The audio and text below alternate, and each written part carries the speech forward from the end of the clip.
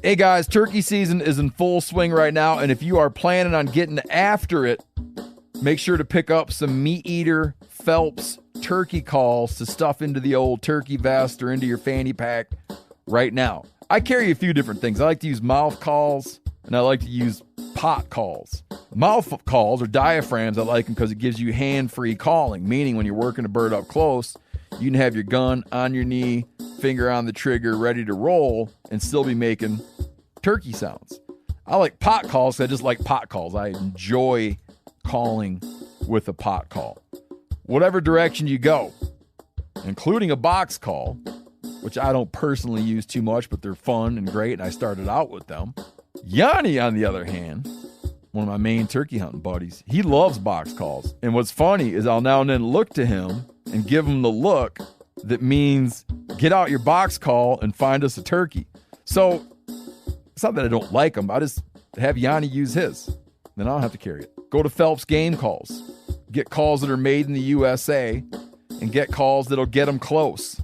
Find yours at phelpsgamecalls.com today. You're listening to the Sportsman's Nation Podcast Network, brought to you by Interstate Batteries. Now, there are thousands upon thousands upon thousands of Interstate Battery retail stores all over the United States. So whether you need a new truck battery, which, by the way, I've heard that they are some of the best in the automotive industry, right? A truck battery, a car battery. If you need batteries for something as simple as a remote control, or a unique battery for a rangefinder, or one of your children's toys, Interstate Batteries not only has those batteries available. If they don't have them, they can order them for you. Or if you need to find out more about a specific battery or the specs of a specific battery, stop into their retail store and talk with a battery specialist. These guys are very knowledgeable about what products they offer and what it is that you need for whatever battery you're looking for. So stop in to a local retail store or visit interstatebatteries.com to learn more about their company, the batteries that they offer, and a whole bunch of other stuff. So check out interstatebatteries.com. Interstate Batteries, outrageously dependable.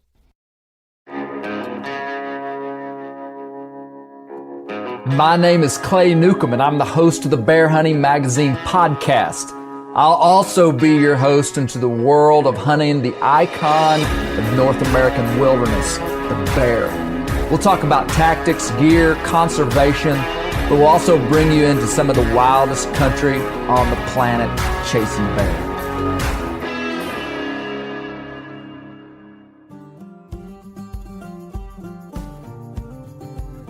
We've gone and done it this time, folks.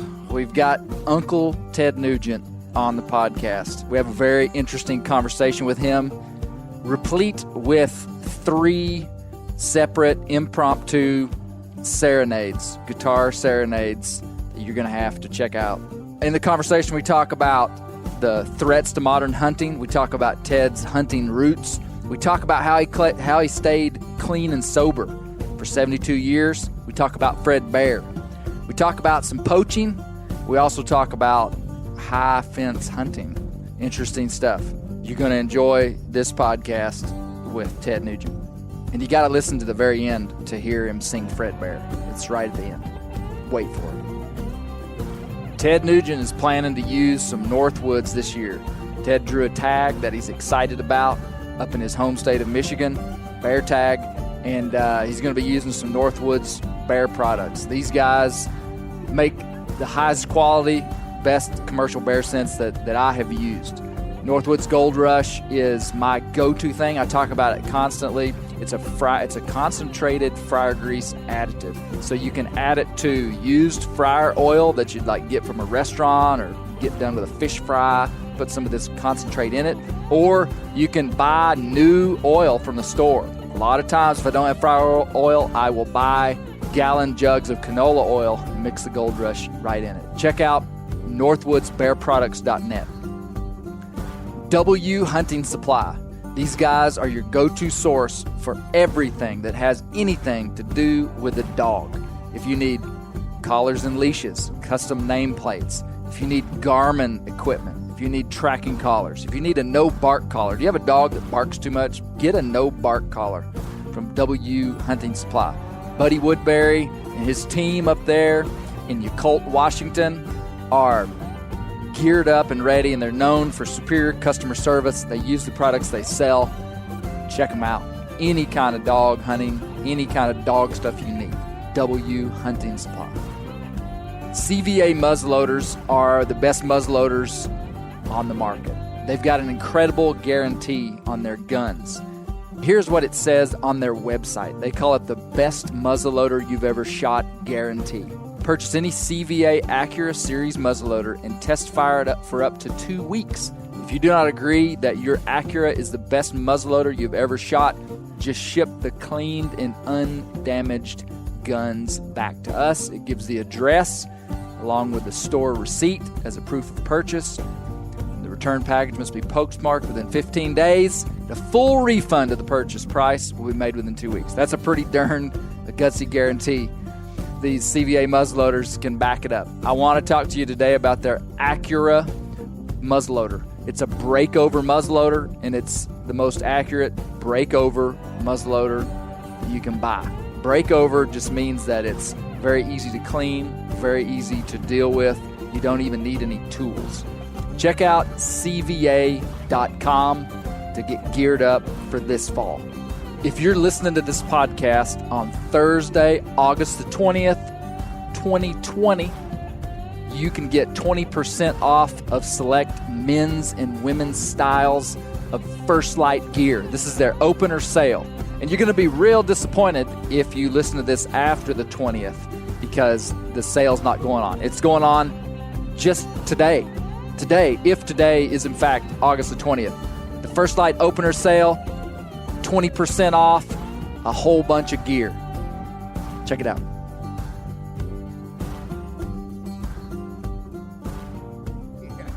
But if it wasn't for that, I would not be. Yeah. I consider a long drive to my far tree stand.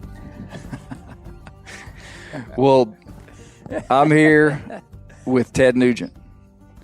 Mr. Ted Nugent. And you feel right at home, don't you? I do. It's almost like a opening day of deer season, 24/7, 365, and in my case, 72. I have my 72nd opening day this year. How lucky and prioritized am I, Clay Newcomb? Huh? Excellent. Excellent. Well, you wouldn't remember this, but I did meet you in 2000. Just a guy in a line. You came to Northwest Arkansas. Sure. And you did like a hunter expo. Sure. And I just walked by in line and just shook your hand or something. I remember your good looks, but I didn't know that you were Clay Newcomb, my spirit of the mystical flight of the arrow, blood brother. So, and you mentioned that, and you can tell that I'm high energy and I'm a happy guy and I'm really alive. It's because of those kinds of connections that I've been just humbled and privileged to have, where people share that spirit, that God, family, country, hunting, nature, conservation, and they really express that. And I'm sure that even in a moment, hello, handshake, I'm sure that at an event, especially a hunting expo, I'm sure that attitude and that connection, that brotherhood, even though it might be a quick handshake or an autograph or hey, here's a picture of my deer, I tell you, I take all those to heart. And I've been clean and sober for 72 years, so my radar still works and my memory still works. And mostly the result of a quality of life clean and sober is that your spirit misses very little. And so I have those connections in all 50 states, every Canadian province, in all my European travels, African travels. That human connection, what a blessing, huh? Yeah. Yeah. You so you're still traveling and touring. Yeah, well, the Chinese Communist virus got my way this year. But last year, Clay, are you kidding me? 2019, The Music Made Me Do It was the name of my record, my tour with Jason Hartless on drums. So you're still writing music? Yeah, I can't stop. You can't stop. See these weapons of mass construction. Yes. I fondle my bow and arrow, my dogs, my guitars, my trucks, and my beautiful wife. I embrace that essence of all those things that still, at my old age, it still really turns me on. So, yeah, I play my guitar every day. I love it. Yeah. I went down to Texas Metal, just wrench gods that create these masterpiece trucks and stuff. And while I was there for their TV show, I played the Star Spangled Banner and some grinding animal breeding soundtrack, Motor City Licks.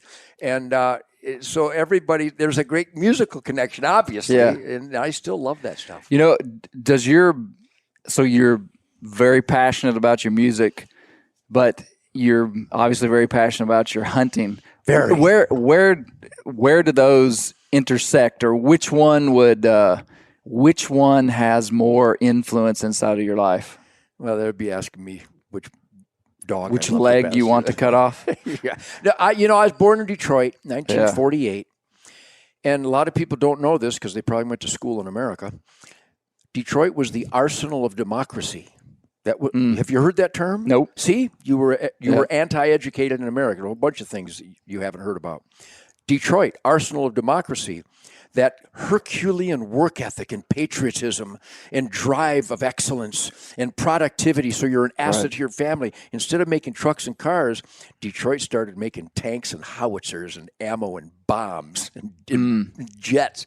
So that spirit of victory over the evil Japanese Empire and the Nazis, can you imagine a more positive celebration in a human experience?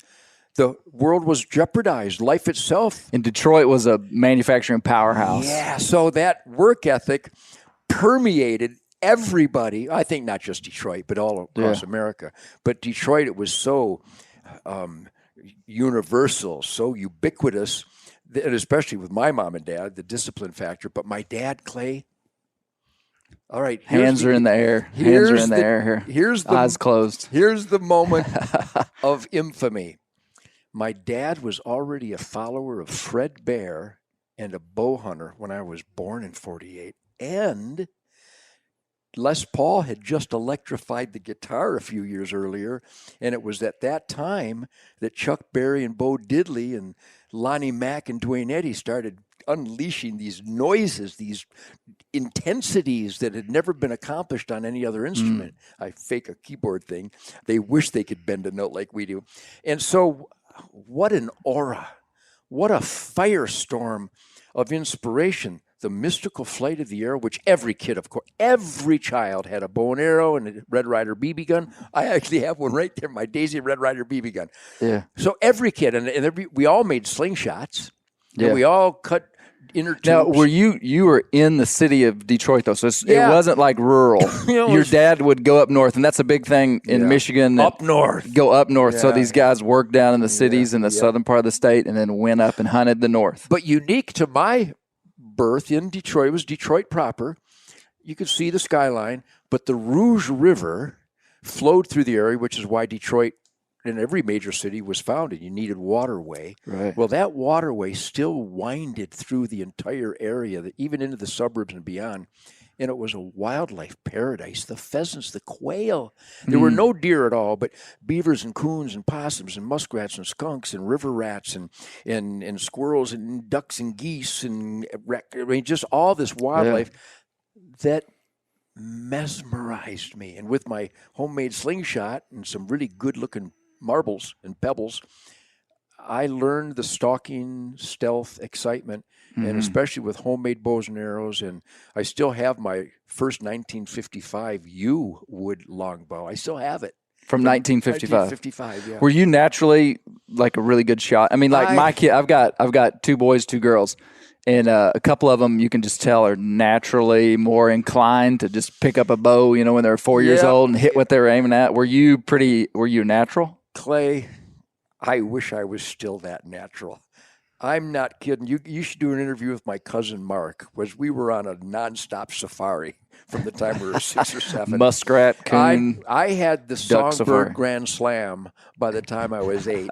And I'm not kidding. You heard stories of Howard Hill shooting doves and rabbits. I actually know that Doug Walker, who hunted with Howard on the islands of California, he would have an arrow in his hand. Everything was a back quiver. Fred hadn't invented the bow quiver yet. And Doug Walker would tell me how they would go for walks, and if he saw a sitting rabbit, Howard Hill wouldn't let him shoot it. He'd take his first arrow and and get it running. And half draw and shoot. Yes, and Doug said he wanted to shoot it running. He didn't ever remember him missing. So I don't want to claim to be Howard Hill, and I wasn't. And I'm no Fred Bear, but as a kid, I had such a zero baggage, free spirit of hand-eye. After millions of arrows, I shoot all the time, and I'd shoot at everything. I'd shoot at a bug. I'd shoot at an ant mound. I would shoot. At Miller's Feed Store on Grand River in Detroit, after the hunting season, you could buy Port Orford cedar arrows with these beautiful natural turkey feathers, hard helical shield cut with a big old 140 grain field tip. 10 cents a piece, Clay. I would collect enough bottles and I'd cut enough lawn where I could get 3 or 4 of them babies, which back then was a quiverful. Yeah. And I'm telling you, even when I break them, we'd lose the tip or we'd get that heat glue. Right. But I would just get my pocket knife and just whittle them. And it didn't matter how long it was. Right. Because I could hit stuff at quarter draws. Yes. You'd learn this. It's an instinct. Were you shooting split fingers? I shooting split fingers. Yeah, that's what Fred shot. Yeah. That's Fred, what my dad learned from Fred. A lot of guys are shooting 300 these days. Have you seen that? I did that a lot. And if you shoot compounds, or I suppose under any circumstances, that Apache draw gives you a rifle barrel. That's what they're doing. Right. To a great, even though there's a little bit of a gap. Yeah. You're almost rifle barreling. And I do teach people. I taught a lot of people, introduced a lot of people, and I give them a 25-pound recurve. So it's mushy, so that this isn't an effort. And just point like at your finger. And, of course, they'll always shoot high the first few times because they're not doing a gap. They don't realize the angle's here instead of here. Yeah. But I've turned so many people on with a lightweight, graceful, non-compound and I start them at 10, 12 feet at a big thing. Right. So they learn to every step in life is an adjustment, so your next step is a little more efficient. That's the way I look at archery. Yeah. And the joy, Governor Palin, all these young boys and girls, heroes of the military, friends of my sons and daughters, they're all every human's fascinated by projectiles, I think. And that's how we survive. Yeah, and once you put a bow and arrow in their hand, they become hooked, but not if they start with a compound that they have to struggle it all with. And you don't give them a release and a loop. You need to discover the primal archery, I think, to discover your Zen, your samurai. Where am I going in my life? Yeah. And once they get that, then they can go ahead and do whatever they want. And typically they do go to compounds because I got to admit, if I had to get dinner with my recurves these days, we'd probably buy chicken often. But with my compound, I shoot. Not only do I shoot a Matthews They're in trouble. bow, but I play a Matt McPherson guitar. Oh, is that right? Do you know he made I knew guitars? he made guitars, yeah. Yeah, so we're looking at a Matt McPherson guitar over here. Mystical blood brothers of the Mystical Flight of the Arrow and guitars. So the Mystical Flight of the Arrow. Ted, you wouldn't know this, but so I would have been 10 years old in about 1990. And Damn Yankees, yeah. That's probably about the time a lot of your hunting videos and stuff were coming out. Mm-hmm. And we grew up watching Ted Nugent hunting videos. We really did. The Down to Earth video, funny stuff. But see, I promoted it with fun. Yeah, it was. Well, so I've heard you say this phrase for 35 years, the mystical flight of the arrow. Is that did you come up with that? No, I didn't. A lot of people attribute a lot of the things I say as that's a clever statement, and they are clever, but I didn't come up with it. For example, I've been clean and sober my whole life, and I keep emphasizing that because you'll never shoot as good of an arrow if you're drunk or stoned or you get chemicals of any kind. Case closed. But because I have influence with a lot of young people, because of the intensity of the music and the intensity of my fun factor, which I'm sure you related to because I was having fun. Yeah. You know, a lot of the guys, Clay, some of the most dangerous bow hunters in the world are the dangerous bow hunters because they're so low key that they don't have this spiritual erection when the beast arrives. So and Fred Bear is a perfect example. My hero, he was so easygoing, and I talked with Chuck Adams, and it's almost like it's almost like they're flatlining. And Claude Pollington, I could name 100 killer bow hunters that are not crazy and uppity and energized like I am. So I've always celebrated that this is my sacred temple. Now, when I was growing up, that was a ubiquitous colloquialism. Have you ever heard that? Yeah, I have. This is my sacred temple. Yes. You don't poison. It's biblical. Yes. Yeah. So I've used phrases like that. And the mystical flight of the arrow, I think I might have got it from a Fred Bear tome or one of his times around the campfire, or probably I'm thinking of, there's a book, Will Thompson. Is that the name? One of the original guys. So you'd heard it somewhere. Yeah, I read everything I figured you could but with a bow and arrow, that hunting deer and archery. So I read all that stuff, and I picked up on mystical flight of the arrow. But I think it is a historical colloquialism relative to our archery pursuits. Yeah. Ted, do you remember your first big game animal with a bow? I know you do. What was it? Tell me that. Absolutely. It's a cold October night in 1970, and I've been hunting nonstop since, literally. So you were 22? Yeah. In 1970? Would you have been 22 years old? I would have been 21. 21, okay. I would have been 22 that December. And I think I qualify as officially bow hunting since I was 5 or 6, because I had my bow. I followed my dad through the Manistee National Forest up north, and I had a broadhead, and I was shooting chipmunks, and I was looking for a deer. It counts. So I would bow hunting. Yeah. And not only didn't I ever kill a deer, my dad never killed a deer.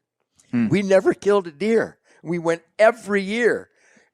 We never killed nothing. I mean, I got the world slam us. Now, he could have been hunting with a firearm. Yeah, and I did. But he chose to shoot a bow. Yes, and we did gun hunt too. November 15th was just too powerful to ignore. Okay, so it was just in the bow season he was bow hunting. Yeah, Gotcha. And so it was October of 70, and I hunted every day I could. I was on tour nonstop.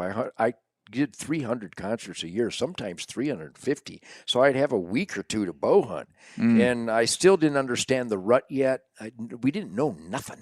Right. There was just no real knowledge out there, especially pertaining to archery constrictions. So I never killed nothing, but I kept going, Clay. I kept strategizing. I was trying to figure them out. And this was a time when whitetails were just beginning to really appear in southern Michigan, where my original farm was. So I had watched this doe and fawns, and I seen these bucks, and I used to climb trees and just hang onto limbs. I was a monkey. I was an absolute ape. I could climb I was like Bruce Lee. I was so wiry. I just climb these limbs, and I get up in a crotch and stand there all day. And finally this doe and 2 fawns came out. And, of course, my heart's gone. And I'm going, you goofball? You can shoot squirrels. Pretend there's a squirrel there. Pretend that's a squirrel behind her shoulder. And I hit high, but I spined her. And my second recurve? Recurve. Cedar shafts? A bear Kodiak, probably. And, 46 pounds at 28 inches. I was shooting 30-inch at the time microflight glass arrows, microflight 10s with a bear razor head with the insert, and I knocked her down, and I was out of body, and my second arrow was perfect because now I don't know, the planets can align, and I called upon that natural hand-eye guy that was shooting squirrels. Yeah, and I held that doe's head in my hands, and I sat there out of body. And from then on, I've caught up, because it's about spirit, emotion management, heart rate management, and directing your priorities to shoot a good arrow, not the deer. Yeah. I mean, some of those psychological problems that many of us encounter that manifest horrifically in target panic, the guys that are a little bit more relaxed. I really envy them because they might not know that. However, here's a great story you're going to love. So 77, I'd killed a lot of deer by then. I started killing deer pretty regularly. I'm in a tree up north at our land near Irons, Michigan, and I got an 8-arrow bear bow quiver, and I was shooting aluminums, still with the hard helical shield cut real feathers, right out of the bear catalog. In fact, Fred gave them to me. I was already connected to Fred by this time. Yeah. And that buck, a buck came, and of course, I'm helpless. I was just a wreck. I don't mean to, be too disrespectful, but that moment kind of prepared me for 9/11, and I know that was a horrific death and destruction moment that shattered all of us emotionally. But I don't mean to offend anyone, but that moment was a significant moment. Significant moment. Yeah. Long story short, I'm not going to repeat what happened, but 8 arrows later, he was still walking away. I flinched so violently, and I had it. Got the corner of the mouth, touched the same tooth. We're getting hand motions of shots into the air. I ran back to my cabin, and I called Fred. I was a wreck. I said, let me tell you what just happened to me. And he laughed. I went, it's not funny. And he goes, the same thing happened to him in the 1950s as an NFAA field champion. And he said he had the same thing happen to him. And he had to go through quite a routine. And he gave me that routine, ultra lightweight bow, right next to the dam, an arrow length away from a paper plate with a black spot in the middle of it. You look at that black spot. Target panic. Yes. You come back to full draw and you close your eyes. And you let these guys work without this guy. Because this guy's wrecking this guy.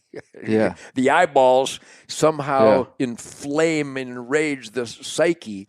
And I haven't beat it, as you know, nobody does, but I have, sign of the cross, I have managed it since that day. And I did go to a compound shortly after. I thought that might help. It didn't. But over the years, I've gone through that heartbreak and horror, and I've helped a lot of people who have experienced it that don't know what it is. They have no idea why the hand is thrown violently off target. Yeah. Or they can't even get it anywhere near the target. Yeah. It's a failure. Doesn't make sense, does of the human spirit. But I have managed it, and if failure people want, of the human spirit. I write a lot of articles, and I've addressed this in deer hunting in a bunch of publications I write for, and I'm convinced that too much draw weight will result in target panic more often than not, and that's the number one cause of attrition in our sport. It's why the numbers of bow hunters, if you take out crossbows, which is fine, but it's not the mystical flight of the arrow as far as I'm concerned. Yeah. It's the number one cause of attrition. Too much draw weight, the discomfort and the damage done because of too much draw weight, the alerting of the animal humping that too much draw weight, and the fanning of the target panic flames that guys just hang them up on nails and they go to a crossbow. And they keep telling me, I'd rather bow hunt, but I can't draw the bow. Then get one you can draw. Shemaine kills everything with 35 pounds. Everything. Not moose yet, but elk and kudu and zebra and wildebeest. So, and her arrow, 400 grain gold tip with a 2-blade, like a bear razor had 100 grain, or I think it's a steel force we use with Jermaine. 35 pounds, 600 plus pound oryx in and out like butter. Yeah. I don't know much more penetration you want. Yeah. And so the industry, I think, is really missing the lick for recruitment and retention by and especially with the technology of modern bows. Her 35-pound bow certainly outperforms any 60-pound recurve of yore. Yeah, I'm sure. convinced of that. So Yeah. that's my spiel to get people to join the good. joys of bow hunting. Yeah, that's good. Ted, what is your favorite hunt? Anywhere in the world, anywhere in the country, what is your favorite? What's your favorite thing to hunt? It's so easy. The next one. I don't care what it is. Obviously, really? So you don't have the whitetail is mystical. There's no question, and it's so target rich, and I get to hunt every day. Don't hate me, but I hunt every day: September, October, November, December, January, and February, and pretty much the rest of the year too. But I love stalking woodchucks in Michigan. I like walking the fence rows just before dark and shooting cottontails. And it's thrilling to me because it's a small target, and it really teaches you to pick a spot. And obviously the whitetail deer, because I get so many tags and I feed so many soup kitchens and homeless shelters, and the joy of shopping for those soup kitchens and homeless shelters really fires my spirit. And I've hunted elephant and rhino and Cape buffalo and lions and elk and moose and caribou, and I haven't hunted the sheep or the mountain goats and stuff yet. I'd love to, but not with these knees. Clay, my favorite hunt is the next good arrow. Yeah. Now, I could tell you stories about little boys and girls who their last request in life is to go hunting with Ted Nugent. How the hell I ever earned that, I don't know. But for 30-plus years, families get a hold of us, and their little boy or little girl is going to be dead soon, and their last request was to go to hunting with Ted Nugent. They see Spirit of the Wild TV, or they might see me doing an interview and talking about the arrow, and I'm funny and I'm alive, and these kids get it. And I'm pretty good with the English language, but I'm helpless to convey what that campfire is like. And oftentimes we don't really kill anything, though oftentimes we do. But that I get the kids laughing, and we take their mind off the chemo or the imminent end. Right. Those aren't even really hunts per se, but it's an experience that came about via the hunting ethic, the hunting lifestyle. That I stumble to express what happened. You can well imagine. Sure. And so those are favorite moments that are part of my hunting life that are a gift from God. And I don't know how I ever qualified for that, but that they decided I did is all I need to know. That's great. Let me ask you a question about just kind of the North American hunting in general. So it seems the real issue is hunter recruitment. I think the stats say there's 11.5 million hunters in the U.S. today. Peak hunting numbers were in the 1980s, around 16, 17 million, somewhere in that range. Our population is increasing, so we continue to become this smaller minority. What would you say are the key features of our hunting culture persisting, Ted? Because we know that it's so much more than just our kids being able to hunt or something. But I mean, the North American model of wildlife conservation is the most successful animal husbandry human endeavor of all time. So Truly. Our hunting is propping up, saving wild places, it's propping up quality air, soil, and water is what it's propping up. So how do we, because everybody knows, I mean, there's a lot of narratives and a lot of them are good. And I realize there's not one thing, but what do you see? What do you think It is a spicy cocktail of ingredients. So I'll start with number one. And again, I have a big mouth. I think the Founding Fathers wanted all Americans to have a big mouth. This is an experiment, self-government. The experiment's over. We, the people, are supposed to be in charge. And some people hate me because I am in charge. because I'm doing what the Founding Fathers wanted us to do, and it's relating to the recruitment and retention and attrition in the conservation world, license sales, family hours of recreation, the gargantuan economy relative to it. It's immeasurable, way beyond any measurement I've seen. Right. Number one, the criminal abuse of power and corruption in all bureaucracies that it has weaseled its way into all game departments. I'm sure as a publisher and an editor and a visible promoter of this great sport, the greatest sport, I'm sure you get communication from these, our fellow hunters. Not like I do. I don't care if it's a sushi bar or the Whole Foods or a rock and roll concert or the gas station or a kid's school. Every day of my life, for as far as back as I can remember, at least 50 years. Because in every interview I've ever done as a rock and roller, I've always mentioned the mystical flight of the arrow and how I get high on nature and backstraps and the challenge and the excitement and the electricity of sneaking up on a critter with a sharp stick. I keep it entertaining, but I don't mean to keep it entertaining. I just can't help myself. Yeah. That's so contagious that people that would have never read Bear Hunting Magazine, don't even know there's an Outdoor Life magazine, never even heard of Fish and Game, don't even know what a backstrap is, they do now because of me. In a rock and roll interview, I always turn it towards hunting. Yeah.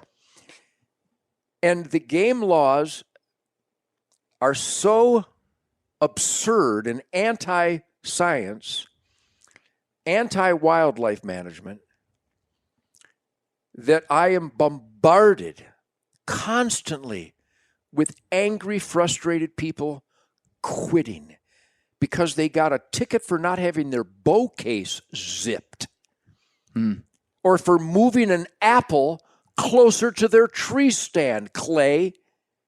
No one's ever going to come up and share that with you. They should, no offense, but I am bombarded with this. Yeah. Deer are eating corn in every cornfield on planet Earth. Why can't they eat it closer to my tree stand? Yeah. CWD, bullshit. So, number one cause of attrition, people quitting because they're being harassed by anti-hunting game departments forcing anti-hunting laws on us. Right now, while you and I are sitting here, you and I can't hunt springtime bears in Colorado. We can't use bait and we can't use hounds. Guess who can? My buddy Scott Young, who's paid with our tax dollars through the USDA, is slaughtering them as damage control because the bureaucrats won't allow us to utilize them as an asset in quality control. A lot of people watching or listening right now, they don't even know what I'm talking about. Yeah. The government uses proven methodologies to bring balanced wildlife that we're forbidden to put. Are you kidding me? Yeah. People are quitting because they didn't have their bow case zipped up, even though I forced a law that eliminated the bow case law, but they were still enforcing it in Michigan. And we went nuts. You really on think that's a major thing, Number though? one. You think so? No question. I don't think nothing. Not like spare time people? Nope, not even close. Not even access to hunting grounds. And I know they all play a part. Right. Nothing is even close to the harassment of hunters by cowboy game fish cops. And I respect the ones who are respectable. Yeah. In fact, you should read the book. I got buddies that are game wardens that are they're as pissed off as I am. They just throw their hands up and go, so the guy had the deer and he was gutting it and he hadn't put the tag on it, and you're going to confiscate his deer and give him a ticket? It's the deer season. That's a deer. That's his deer license. It's the bow season. That's a bow. He's hunting in a legal area. And have you ever heard one of those stories? Yeah. Just people getting caught on. I hear them all the time. Yeah. Look what they did to me in Alaska. I've been hunting in Alaska since 1977. I bought my bear tag. I bought it in the area I'm hunting. I'm using the right weapon. I'm using during the right hours. Every game law in the history of game law says upon taking possession of the animal, you apply the tag. Right. Every one. All my life. So I'm gonna. When I take possession, I'll put the tag on him. So I shot a bear on TV, and when you want to break a law, you share it with 50 million viewers. That's proves intent right there, doesn't it? Yeah. So I'll continue with my horror story. So sure enough, jackbooting thug, U.S. Attorney Jack Schmidt, because you went after Ted Nugent when the Alaska Fish and Game were not interested. If there was anything that qualifies as the perfect, honest mistake, it was me bouncing. You put it on television. I bounced drew blood off the bear. And I went and searched for 3 days, and then we finally did a stop motion of the arrow, and it didn't penetrate. It literally, it was a 2-blade broadhead, and I caught a rib on the straight side. It literally kicked up straight out of the air and bounced clean off the rib. So we looked at it and we went, well, that bear's fine. I can go bear hunt because I hadn't taken possession. Still had a tag. Yeah. And they went after me with a vengeance. They spent millions of dollars analyzing all my TV shows to prove that because there was a law that was initiated that year on Prince of Wales that if said you draw blood, that's your tag. Yes. Yeah. Never. How about this? The judge during the court hearing asked Jack Schmidt, the judge, and I know how the courts work. This is precedent that when a judge says what the judge said, I've been living in Ketchikan all my life, I've bear hunted all my life. When was this law enacted? Because I don't know anybody that's ever heard of it. Right. Grounds for dismissal. But no, Barack Obama and Eric Holder went, can't dismiss. Hurt Nugent. Shut Nugent up. So they had a vendetta. You think? Yeah, because I dare to demand constitutional adherence from my president and attorney general, and they couldn't debate me, and they knew that I was right, and they were getting away with murder. So anyhow, that's number one. So number one is the abuse of power and scaring people away because they're getting all these horrible fines. Check out what they did to Chris Brackett.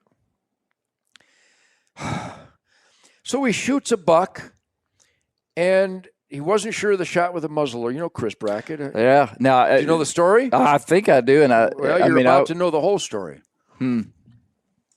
So guess what the game department in Indiana wants? More deer killed. Guess what the agriculture department wants? More deer killed. Guess what the highway department wants? More deer killed. Guess what the Center for Disease Control or whatever it is in Indiana, they want more deer killed. Right. Well, you can shoot one buck, so he shot a buck, then a giant showed up. Now, this was a mistake. Must apply the tag upon taking possession. He didn't take possession, but he shot the bigger buck and made a TV show out of it. But he only had one tag. Only had one tag. They never touched the first deer. They never even found the first deer. They did a cursory search, but because they had the giant, and he was going to have his cameraman tag it. Okay, so we're violating. That's a major violation, though. Or is it a major violation? Well, wait, let me finish. In a state that wants more deer killed, okay, you know what it is a major violation in somebody that has common sense? I'll tell you what the major violation is. Chris, you jerk. You shouldn't have shot the other buck till you did everything in your power to find that first one. $500 fine, don't do it again. Donate the meat to the charity. Well, it was his intent, though. You can't defend that guy, can you? I'm sitting here right now defending him. I'm telling you that his crime was indefensible, but it wasn't murder. He didn't. Right. He didn't. Well, they were making a. They ruined his life. Yeah. They bankrupted him. They went after him and tried to get him on that insane Lacey Act felony for shooting an extra deer in a state that, while the court case was going on for Chris Brackett, sharpshooters killed thousands of them, and cars killed thousands more. Yeah. So Give me a logical response to that. Why killing an extra deer is a major offense. Well, I'll tell you what a major offense is. Armed robbery, that's a major offense. Rape is a major offense. Arson is a major offense. Shooting an extra deer is petty.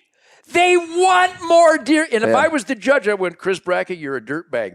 $500, and I need that venison. And if you didn't get it, I need some of your venison. But more importantly, Chris Brackett, I would like to bring in the director of the game department and ask him, why can I only shoot one deer while you're slaughtering him with my tax dollars by the thousands?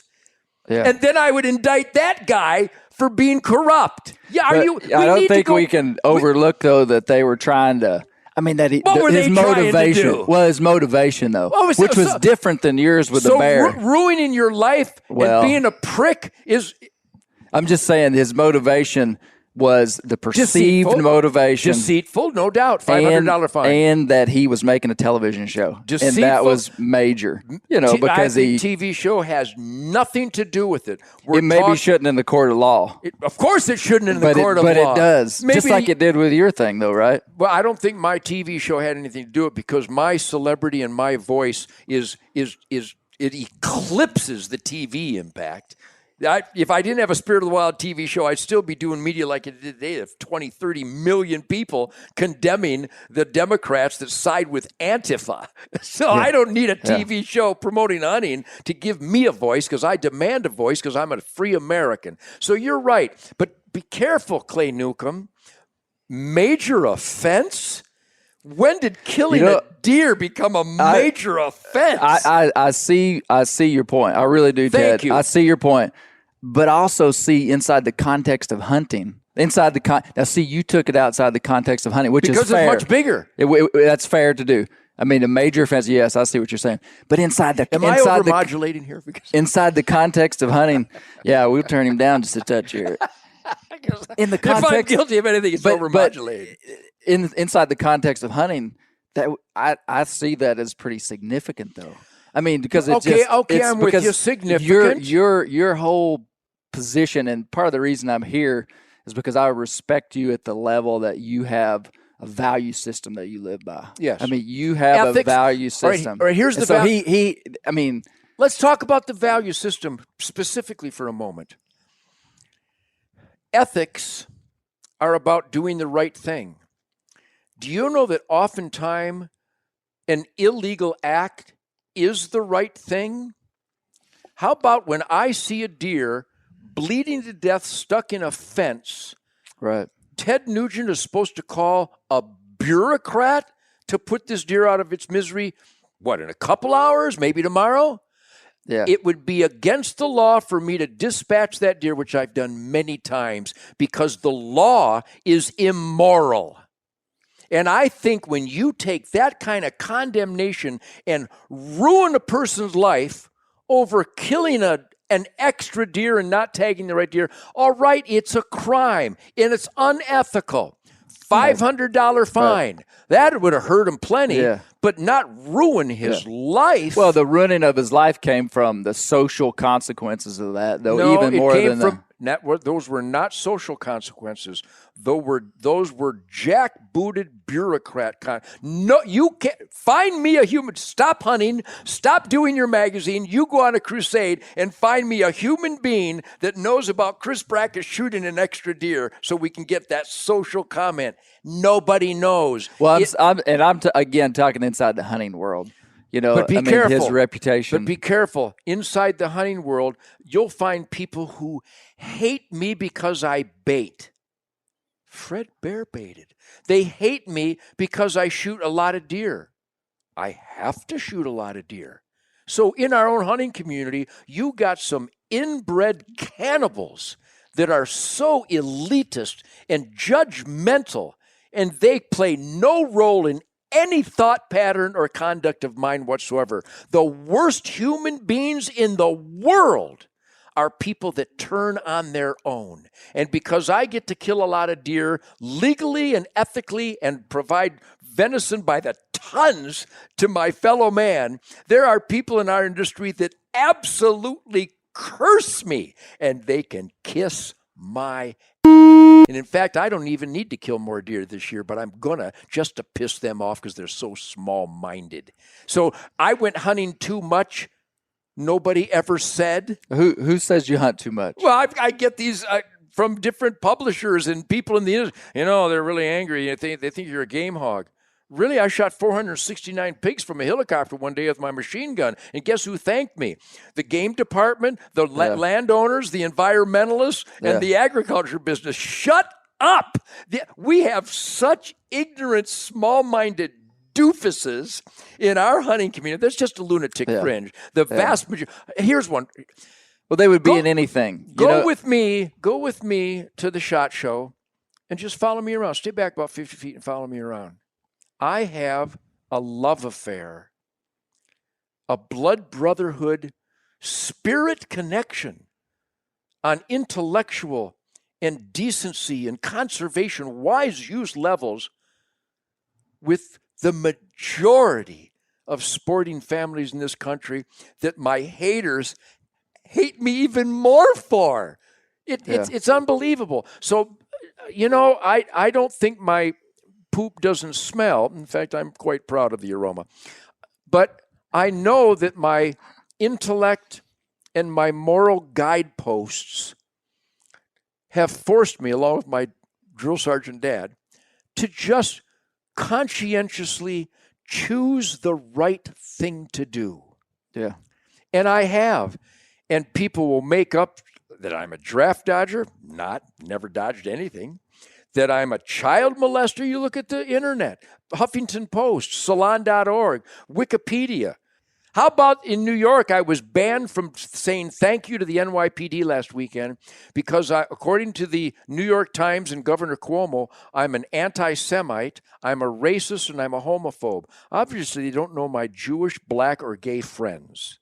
I've been surrounded by every imaginable stripe of mankind for 50 plus years, 60 years. Yeah. And yet they will level these horrific false accusations against me from the left because I'm so effective at spotlighting their indecency and criminal behavior. And from our own hunting community, I'm guessing they're either stoned or drunk or just mentally ill, because if all these families have decided to fulfill their dying sons and daughters' request with Ted Nugent, I have to be okay. They know everything that my haters know.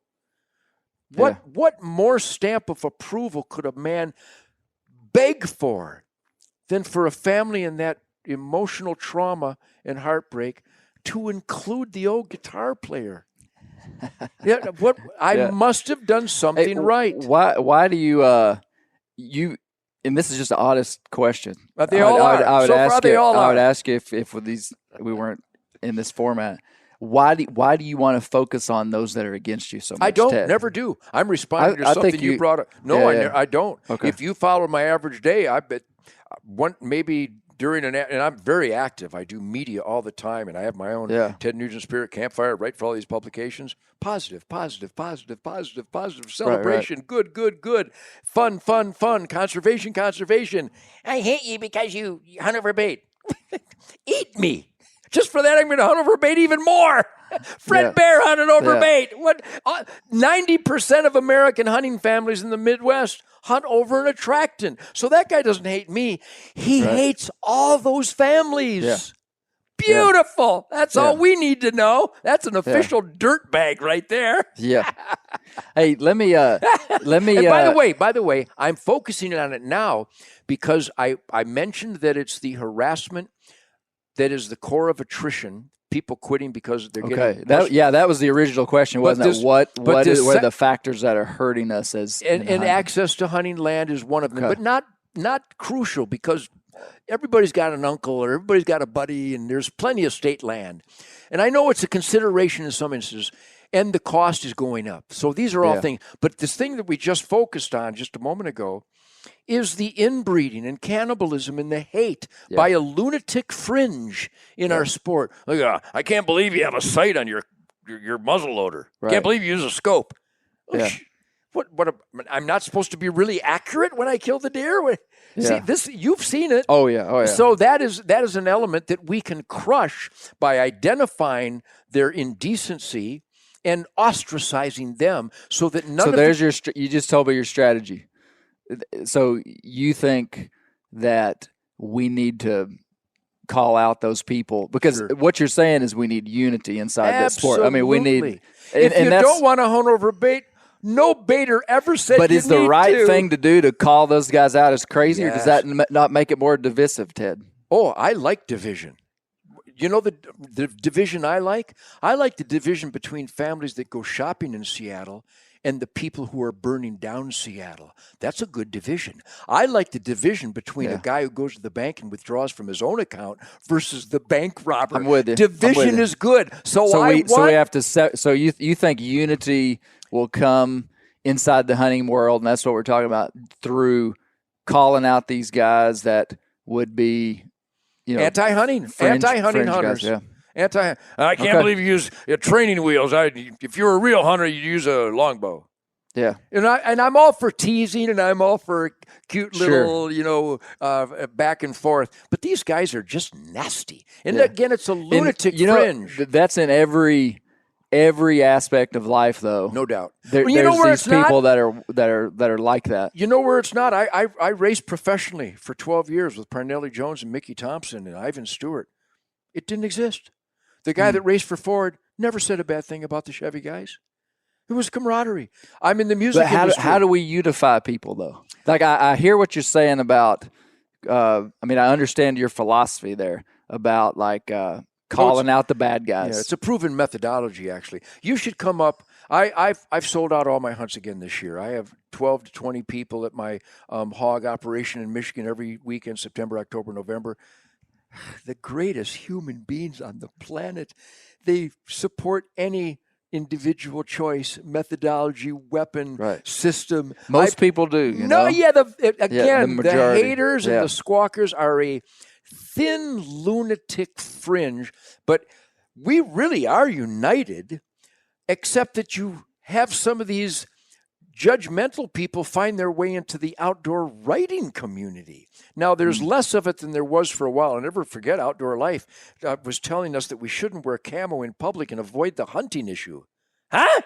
How do you promote something that is coming under attack if you hide from it? No. And I always wrote, and I got condemned by some of those writers, wear camo all the time. Have that deer in the back of the truck and open the door for that lady. Help her with the groceries. Tip your hat and say hello and show them that you're good people. Just like, what do they call it? The camo Arvada when the hurricanes hit. Who do you think saved all those people from the floods? Duck hunters, big truck deer hunters. That's how and they're all camo. And they even had, AR-15s come and get it. So CBS didn't know the guy had the T-shirt on. And anti-hunting CBS actually showed a promotion of gun ownership. Yeah. So be outspoken. Yeah. Be courteous and friendly. And be sure they know you're a hunter. Wear that NRA hat to counter the lies about guns. Maybe some of the roots of this philosophy would have subconsciously come from stuff I've heard you say over the years. But I think that any dedication to craft, dedication to something that takes as much energy, effort as hunting does to be successful, samurai, makes you a better human. No question. A lot of guys talk about like limiting factors inside their hunting, like how can I be more successful?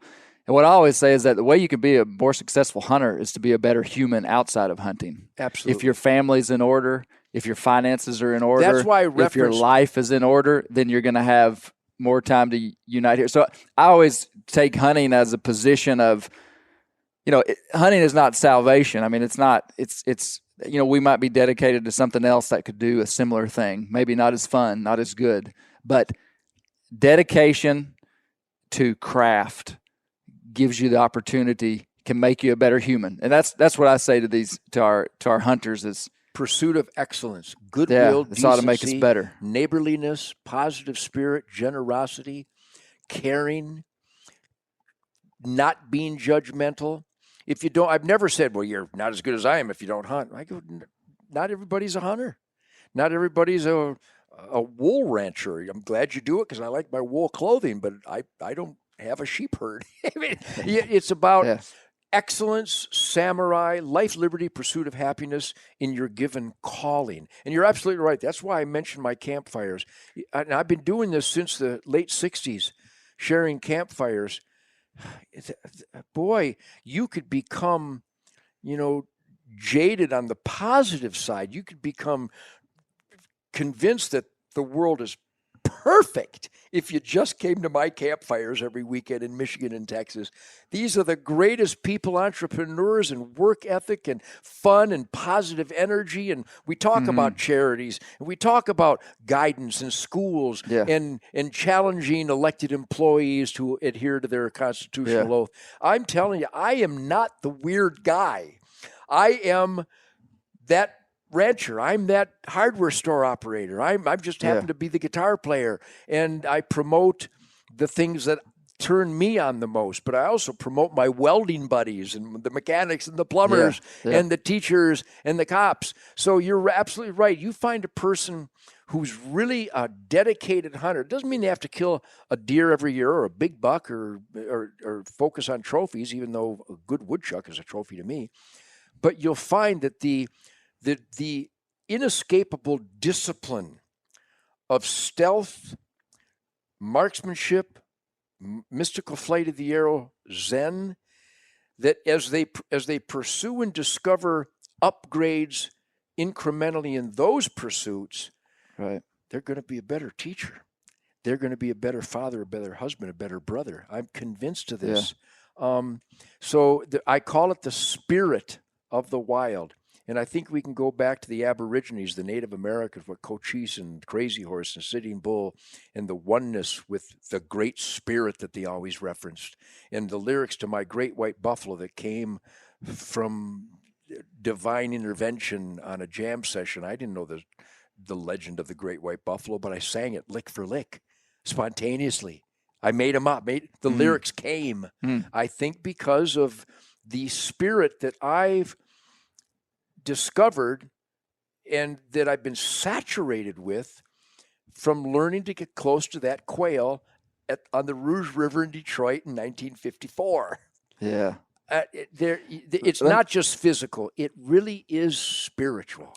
Let me go back to something that I wanted to, that's related to this very much so, that I've always wanted to, I've wanted to talk to you about this. Where did you, so I've heard you say you were clean and sober for all these years. All my life. Where, it takes a lot of identity to be able to be in the places you were, in the culture that you were in. I'll say. And not fall into that. Where did that come from, Ted? I mean, and I know you could, I mean, like, where did the strength to be oppositional to the time come from? Just listen, this isn't an official performance, and I'll keep it down so you can hear everything. But have you ever heard my song, I Just Want to Go Hunting? I don't think I have. Well, you're about to, and I'll keep it down so that the lyrics are forceful. It goes.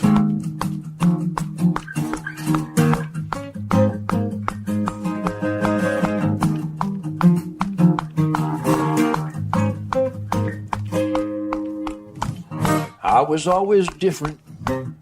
Nobody understood. I didn't play follow the leader. I was always in the woods where they hadn't invented peer pressure yet. Seems I stood alone. There you go. My daddy had a vision, love, family, and a home. Well, some punks used to laugh at me. They said, how can you rock and not get high? I just stood my ground and I watched those punks fall and die. 'Cause I just want to go hunting. Look at the goosebumps. Makes me feel so good. I just want to go hunting. Try to find me in the woods. Things get a little crazy in this day and age. The concrete jungle warfare got everybody in a rage. Well, I sure like my rockin' danger, and I crave my rock and roll. But when I get my limit, I know where to go. I just jump into four-wheel drive, and I load up the dogs in the family, 'cause I'm gonna feel alive with the wild life where I can breathe, 'cause I just wanna go hunting. It makes me feel so good. I just gotta go hunting. Try to find me in the woods. Yeah, I'm slipping away. I'm looking for a new sunrise. I got to feel okay, 'cause it's times like this make me healthy and wise.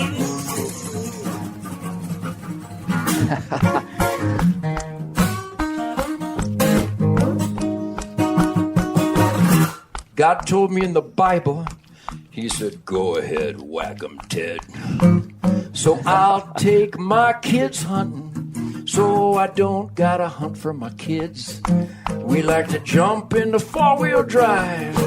We gotta load up the dogs and the family. I got to feel alive with the wild life where I can breathe, 'cause I just wanna go hunting. It makes me feel so good. I'm gonna always go hunting, and I'll always be in the woods, 'cause I'm slipping away. I got to get away. I'm getting farther away every day. I gotta feel alive in my way, 'cause I'm slipping away.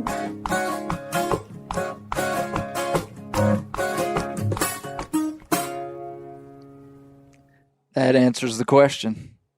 Do you see the goosebumps? I could have literally cried as I was singing that. That's your awesome. life. Yeah. The punks used to laugh at me because I wouldn't get high. You can't rock like that and not get high. So I watched those punks fall and die. All of them. And the ones that didn't die can't talk. And they made fun of me because I'd promote hunting. Well, he's a coward. He murders Bambi. Oh, yeah, let's reduce precious living, breathing wildlife to a cartoon level. Smoke some more dope. I mean, you got to be kidding me. It took a lot of internal fortitude. Were your siblings like that, Ted? Yeah, in different ways. And let me expound on that briefly, because my dad was a drill sergeant in World War II. God bless Warren Henry Nugent. And he was already bow hunter. What was your father's name? Yeah, Warren Henry Nugent was a drill sergeant in the U.S. Army Cavalry in World War II in Korea, and he brought home his riding crop, the same riding crop he trained horses with. And my brother and sister, and I just lost my brother John in January. He's a great, great guy. If we were all around the campfire, we'd have you roaring with laughter of stories of my dad. Were you the youngest? No, I was the second oldest. My brother Jeff is 2 years older than I am. Okay. And then me, and then my brother John would have been 65. And my sister Kathy, who's up north Michigan, right up where we started hunting. Mm. But he was already a bow hunter, and the discipline factor, we hated him. We were controlled unnecessarily and fearful of discipline. A beautiful parenting system, by the way. Mm. But he also took me hunting every year and taught me those disciplines: slow, stealth, quiet, shadows, which I wasn't real good at, because as you've noticed, I'm a bit uppity. Not exactly the personality conducive to sneaky bow hunting techniques, but I've adapted over the years. And then, of course, my dad would threaten us, touch liquor or tobacco, even though they both drank and smoked. Go figure. So if anybody was in the vortex of rebellion, it would have been me. Because I was already rocking my balls off, and he hated that. Yeah, I was playing Little Richard stuff, and he wanted me to play Lawrence Welk music. Hysterical. What a fascinating journey. Yeah. So So I would have been inclined to smoke and drink and get high, especially in that era where it was ubiquitous. You couldn't get away from it. I'm surprised I didn't get stoned just on the secondhand dope. Yeah.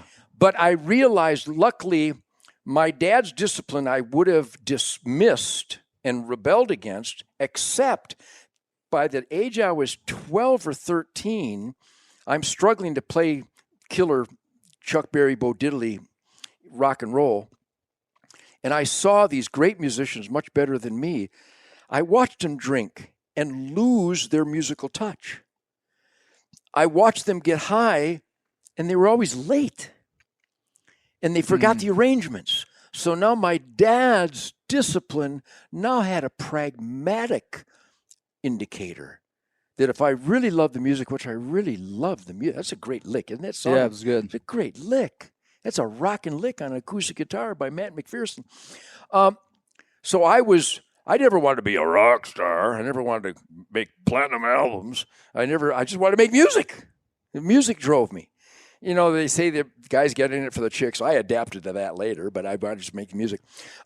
So now I'm seeing that my dad's discipline of clean and sober would benefit my musical prowess. And when do you think you came to that revelation? I mean, you had to have had some age on you to understand that. I mean, because you said it was when you were really young. Early teens. Really? And then by the time that the beatniks turned into hippies and just began this huge slobbering, drooling, stumbling, puking, gagging death march, I'm going, and they were calling it a party, and I'm going, it's not a party. You're dying, you're puking, you're stumbling, you're bumping into people. That's not a party's around a campfire with some killer music and some chicks where you're cognizant of the chicks. If you're comfortably numb, you're a liability. You can't do it. You're late. No, the song goes like this, you dirt bag. That's why I went through so many musicians. So, all this makes sense as a recipe to what made me what I am. Yeah. But also, Clay, come on, let's admit it. I am a defiant, cocky son of a and if you want to convince me of anything, to try this dope or this cocaine, you're going to have to penetrate my intellectual shield that is going to be so that became your rebellion. Yes. Was not to do it. When everybody else was doing it. Yes. So you rebelled I rebelled against the common sense way. The inescapable stupidity of the drooling and puking and dying. Clay, I turned down Jimi Hendrix dope and I said no, and it's going to kill you. Now, come on, man. So Jimi Hendrix tried to... Right, this close, you and me. Yeah. Keith Moon of The Who. Not Keith, you got boogers coming out of your nose. You stink. No, it's going to kill you. I said the words, it's going to kill you.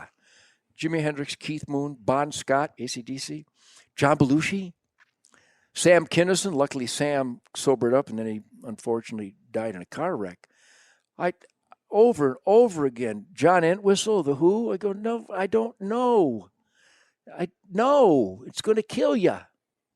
And a bunch of guys you'd never heard of that were just geniuses. Oh, my God, gifted musical forces.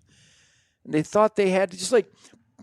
Punks used to laugh at me, said, how can you rock? And they thought, how can you rock and not get high? They think they had to do that to rock out. No. And guess who all the good, clean, pretty girls want? The clean and sober guys, you jerks. So there was, that God rewarded me in different ways.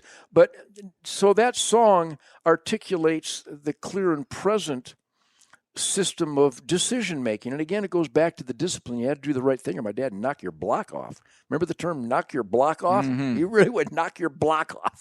It was awesome.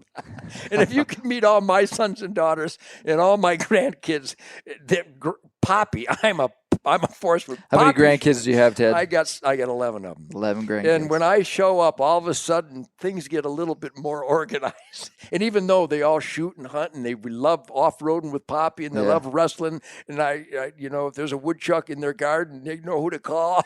Yeah. So it's really served me well. But the song says it all. They hadn't invented peer pressure yet. Yeah. Seems I stood alone. But my daddy had a vision, love, family, and a home. Well, how unhip is that?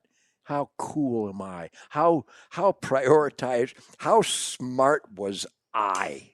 Yeah. That's just. Do you know any other musicians that were that would have been a peer of yours that took on that stance? Well, first of all, there's different categories of peers. I've been surrounded by the world's greatest virtuosos all my life. I mean, my musicians in all my different bands, the best that ever walked the earth. And when they're not in my band, typically September through March, because I'm not available, they work with the greatest artists on the planet. But as far as peer on a human, spiritual, free man American level, I would say some great guys, a lot of straight guys. My band, Jason Hartless, 23-year-old drummer from Detroit, clean and sober monster. Greg Smith, my longtime bass player from Pennsylvania, clean and sober monster. I could name so many. My damn Yankees buddies, I'm sure they had some history of this stuff, though probably Michael Cardelloni didn't because he was so young when he joined the damn Yankees. So there's a lot of clean and sober guys out there now. Yeah. A lot of them saved their lives by stopping in time to retain some brain matter, and many didn't. But Yeah. I think of Gene Simmons of Kiss. He's been clean and sober all his life.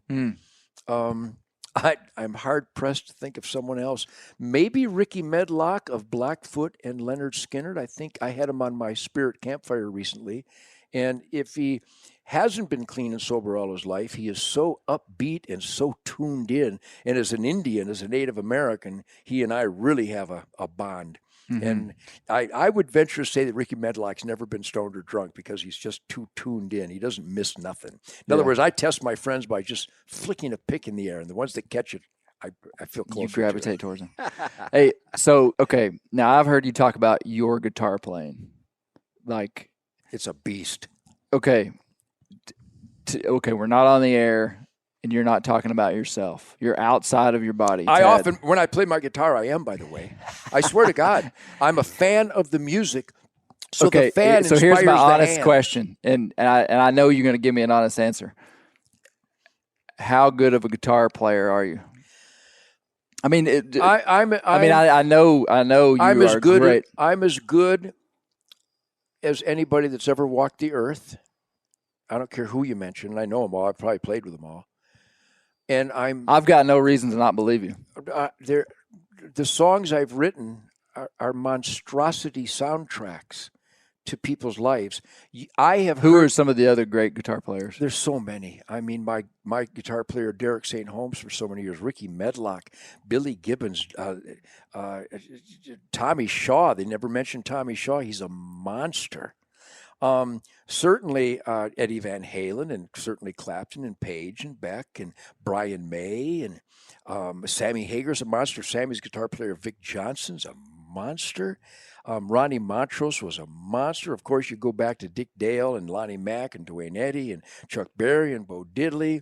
Obviously, Jimi Hendrix was an earth mover. There's so many monster. Rich, who plays with Toby Keith, is a monster on guitar. Some of these country guys, though their tone is horrible and they don't put them up in the mix where they belong. Brad Paisley and the funny haircut from Australia. Can't think of his name right now, but they're monsters. Shemaine knows who they are. And I apologize for not knowing his name.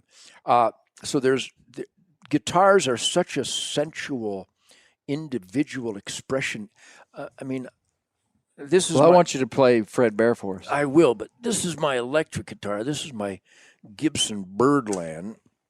How long have you had this guitar? For probably pushing 50 years. It looks like it's been played a little. And if you offered me $300,000, I would have to turn you down, which I already have on numerous occasions. But this is a really unique instrument that was made as a jazz guitar in Kalamazoo, Michigan.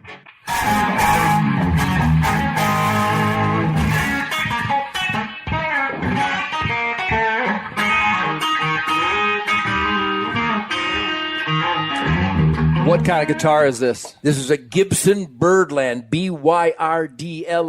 It's a hollow body that has the greatest tone in the world. Listen how smooth you can make it sound.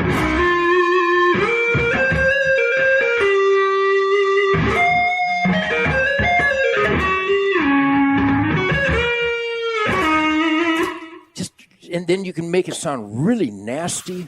Probably a little too loud for your equipment there. And it does this. It talks to me. It talks to me.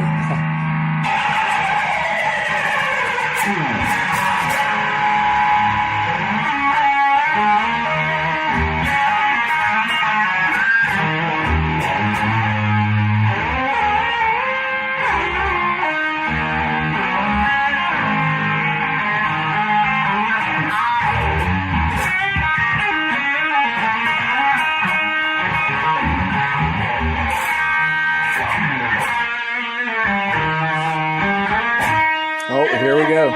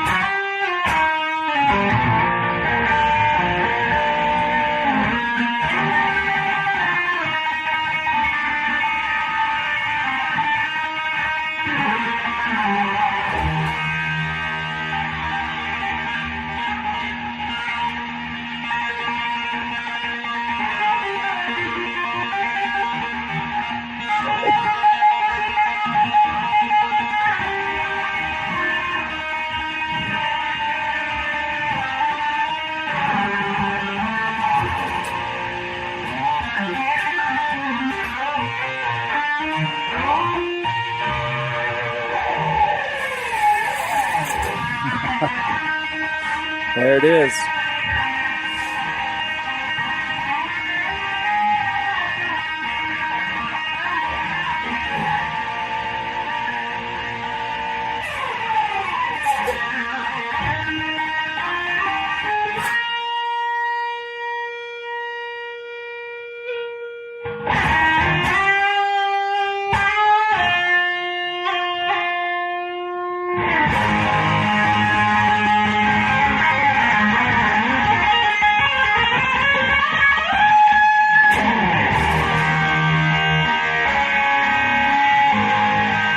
I'm looking for a flag to salute. I'm looking around.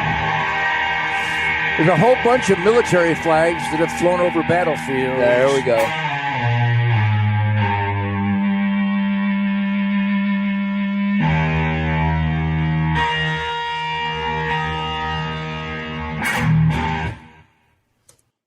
Right on. Mystical flight of the guitar. That was beautiful. It is such an independently expressive instrument because you can bend notes and go where there's semitones where no other instruments can go. Especially with a birdland, I've cultivated the feedback sonics, the overtones, and the unbelievable unlimited voice of noise. Yeah. And I've actually whooped it into melodies and patterns. Because it's so noisy and you stand in front of an amp, it'll just feed back and eat your face, which is a challenge every night. But yeah, guitars and bows and arrows, man. Yeah, that's great. It's been a beautiful, beautiful thing. Well, hey, we'll end here with a little talk about bears. Tell me where you're a lifelong bear hunter. All my life. Yeah, back in Michigan, you could didn't even need a tag. You could hunt bears during the deer season. Right. And I think at one time when they first made them a big game animal, you could buy a tag over the counter for $25. You're going back up there this fall. Clay, after 17 years, and this harkens back to my condemnation of overreaching bureaucrats again. Up in the Lake County north of Baldwin, where we have our property and my sister lives, bears are dangerously overpopulated. The nuisance bear complaints, putting them in the liability column instead of the asset column. We're supposed to have sound science. In fact, the law in Michigan, and I hope it is everywhere, is that wildlife has to be managed based on sound science. There is no sound science to be found in Michigan. You want your heart broke? There are so many sandhill cranes, ribeyes in the sky. Follow me on this. I talked a moment ago about immoral laws. Some human beings, I'm giving them the benefit of the doubt, were in a room in Lansing, Michigan, who have credentials in wildlife management, Natural Resource Commission, Department of Natural Resources. These human beings were in a room and agreed that after years of intense and increasing complaints by the agriculture community that the sandhill cranes were destroying millions of dollars worth of crops each year, that they decided you can shoot a ribeye in the sky on site, but you're forbidden to consume them. It's a disaster. That is a disaster when human beings with wildlife credentials can even think in those immoral terms and then make such an immoral decree. So let's go back to bears. So for over a dozen years, the bear population has been expanding. Hallelujah.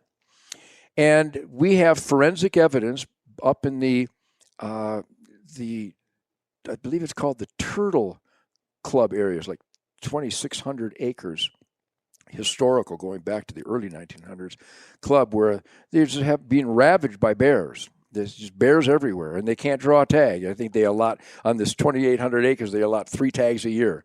Well, they went and they did studies. They put the barbed wire in the bait, and they got the hair, and they did forensic studies and everything. No, there's not 32 bears in the place. There's 398 bears on the place. 3 tags only. So in my area, on my property, I've been begging. Nobody can have a bird feeder. Are you up in the UP? No, I'm up in this northern of the lower peninsula, up near the Manistee National Forest. In fact, we're in the Manistee National Forest. So kids are being chased home from bus stops. You see bears daylight hours. They're not afraid of humans at all. They follow your truck into the cabin. Just inescapable, unambiguous indicators of dangerous overpopulations. And so I finally drew a tag after 17 years, and even though I'm just identifying the bad and the ugly part, now the good part is that I can't wait. It's like, there's something special about hunting anyway, whether successful or not. And then there's really something special about being successful, the venison, the spirit, the sense of accomplishment. I when you have lived a life like I have, and I've changed, farmland from hay fields to towering forests that I planted myself, and you kill a deer out of a forest that you planted, it's one of the greatest joys of life, almost on a parallel with welcoming a child into your family at birth. Not quite, but close. Well, for all my life, I've known the bears have been exploding up there. And so I drew a tag, and I'm so excited to go up there and start my baiting legally on August 13th. And my tag is good for September 13th. And I suspect... That's close. Yeah. So I'm heading up there soon. So with the population of bears up there, I have a funny feeling I can be real patient and wait for a big old boar, and I'm planning on it. Right and my on. bait system is so proven with the bacon and the syrup and the dog food and the marshmallows and the beaver. I got a bunch of beaver carcasses, so I expect to be surrounded by bears. Of course, I'm the eternal optimist. I'm sure I'll get skunked for a few days, but I expect great, great things. Yeah. I can't wait. That's good. Yeah. That's excellent. We have I'll end with this, and you can tell me what you think. We have a phrase that we're using called guard the gate, Ted, which basically bear hunting in all its forms, baiting, hounds, spot and stalk. Sure.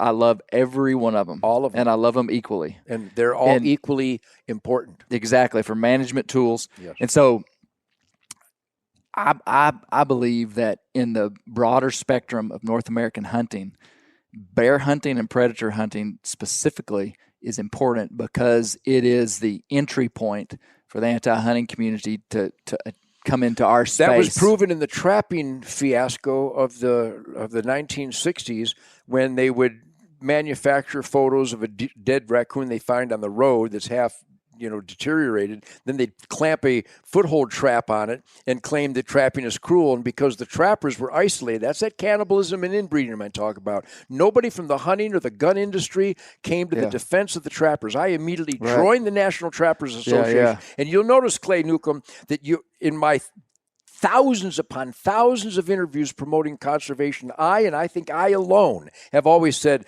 hunting, fishing, and trapping Yes, you are have. critical management tools for healthy balance if you want quality wildlife and quality air, soil, and water production from a balanced, managed habitat. So trapping is critical because it's the number one, your entry level for the dishonesty and the anti-nature, anti-hunting people. You're absolutely correct. Yeah.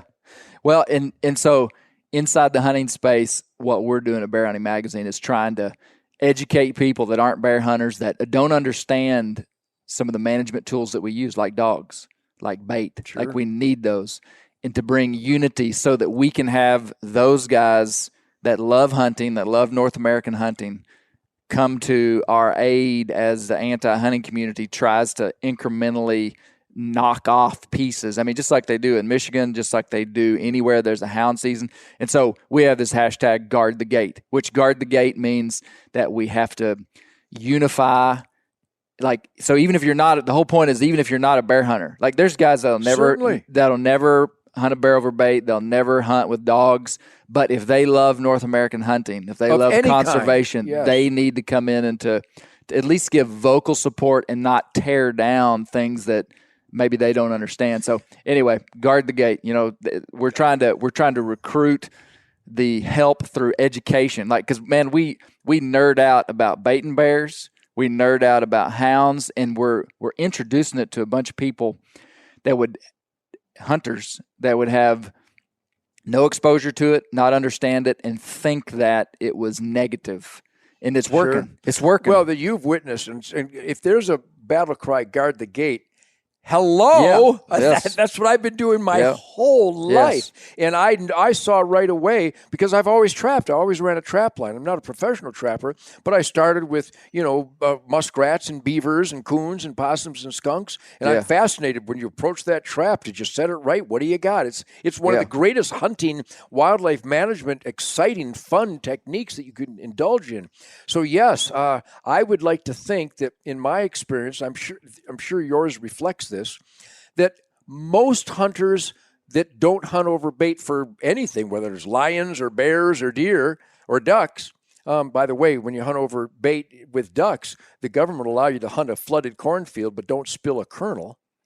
That's like the kind of things they're talking about. It's nuts. Yeah. Can I shoot 6 ducks or can I? Just shut up and leave me alone. Anyhow, bear hunting, hounds and bait, and expanded opportunities are one of my main battle cries, because I don't know if you follow me closely or not, but you know why there's a bear season in New Jersey?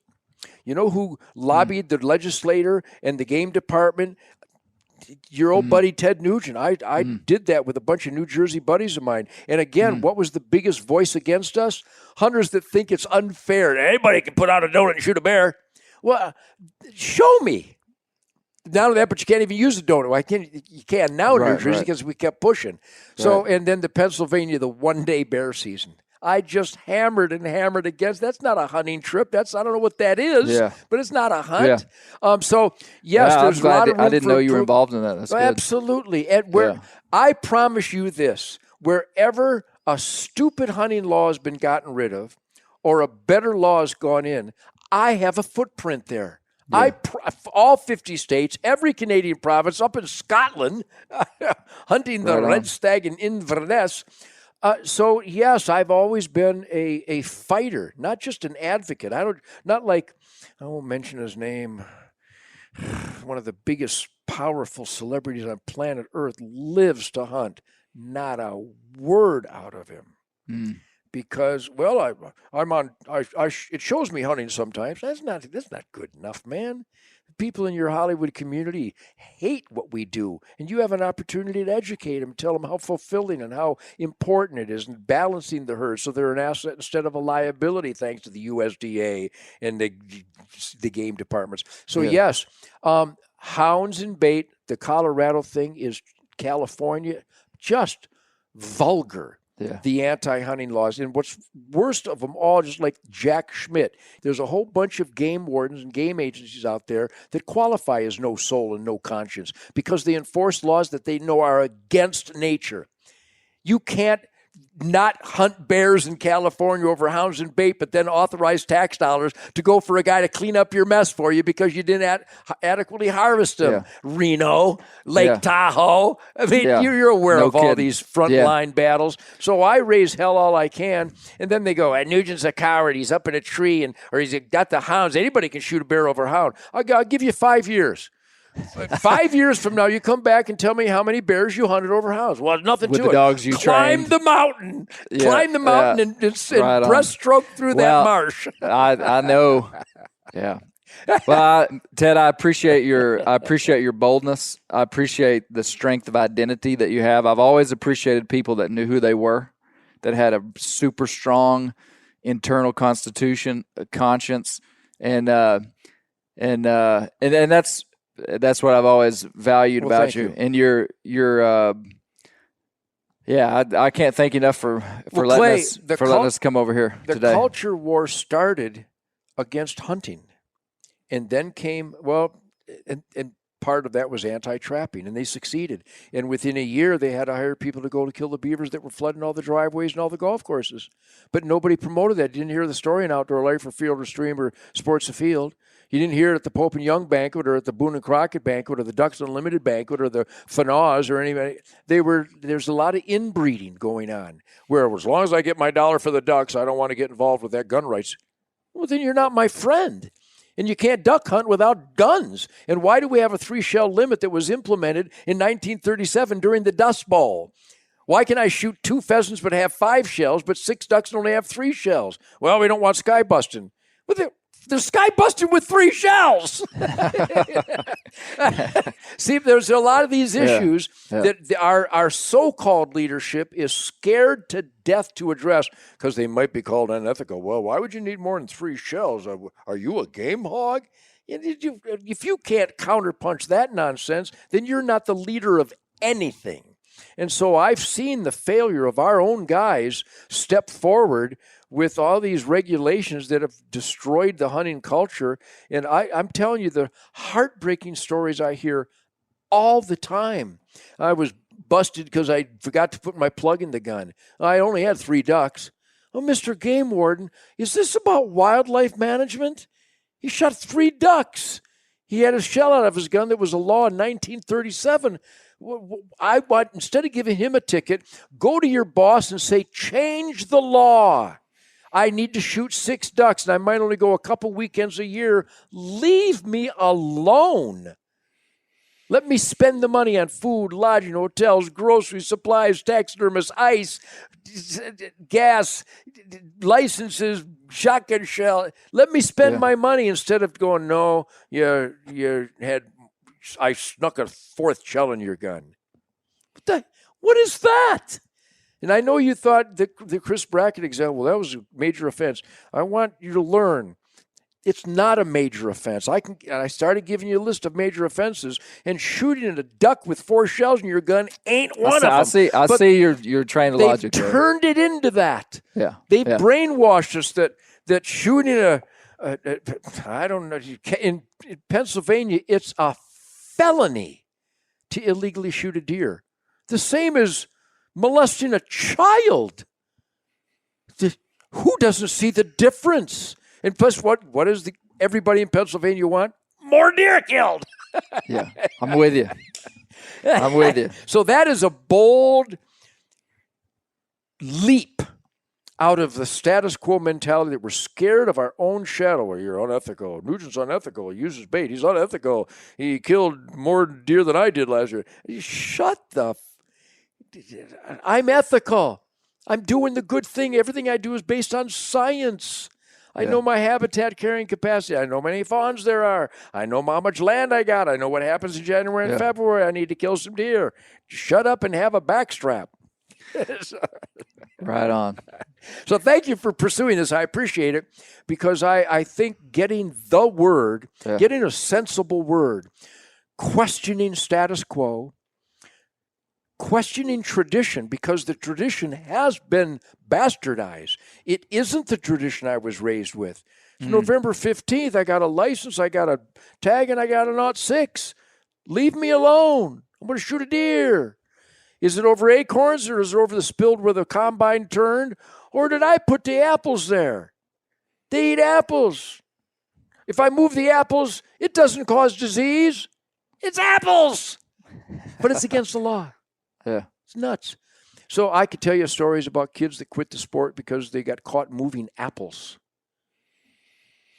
What is that? What is that? So thank you for what you do. God bless the mighty spirit of the bear. That's right. And I will hunt forever. I just want to go hunting. It makes me feel so good. I just want to go hunting and try to find me in the woods, baby. That's right. Well, thanks a ton, Ted. You bet. Keep Thanks the for wild effort. places wild, because that's where the bears live. That's the and you know the ultimate. What I've turned most heads with. I don't know if you heard my Joe Rogan 3.5-hour podcast, world record podcast. Because he's gotten into hunting recently. Yeah. And he's talking about the vegans, and they have a foundation of as long as they don't eat meat. And I went, no, they don't. And I explained to him, and you could see him furrow his brow and tilt his head as I'm explaining. I go, you know how you get tofu, don't you? You know why crows and seagulls follow the tractor, don't you? The farmer's killing everything. He's dismembering everything. Every shrew, every vole, every gopher, every songbird, every quail, every pheasant, every egg, every turtle, every mouse.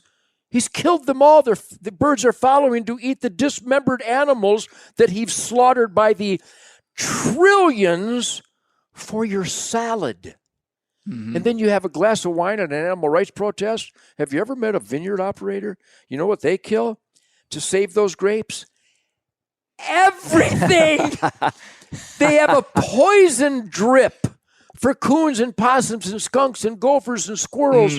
They have a poison drip. You know, I heard Shane Mahoney say that if everyone in the United States went vegan, they would have to turn a piece of ground the size of Canada into agriculture in order to fuel that. And how much wildlife would that kill? And kill everything that That's dared right. enter it. Yeah. Yeah. And if they don't get it with the disc and the plow, they come back a week later with Monsanto. And anything that might have slithered back on 3 legs is going to be poisoned to death for your tofu salad. And Joe actually said, he goes, I never thought of it that way. And I went, that's why I'm here. And by the way, the tsunami on my Facebook and through my office of people that went, I used to hate you because you were coward and killed innocent animals.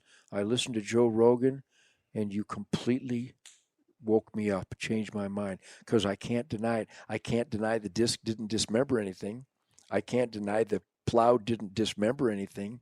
I can't deny that Monsanto didn't poison anything. Duh. So I really believe I'm on a mission of God. I see political correctness and the denial of the urbanization of wild ground and the denial that it creates and nurtures.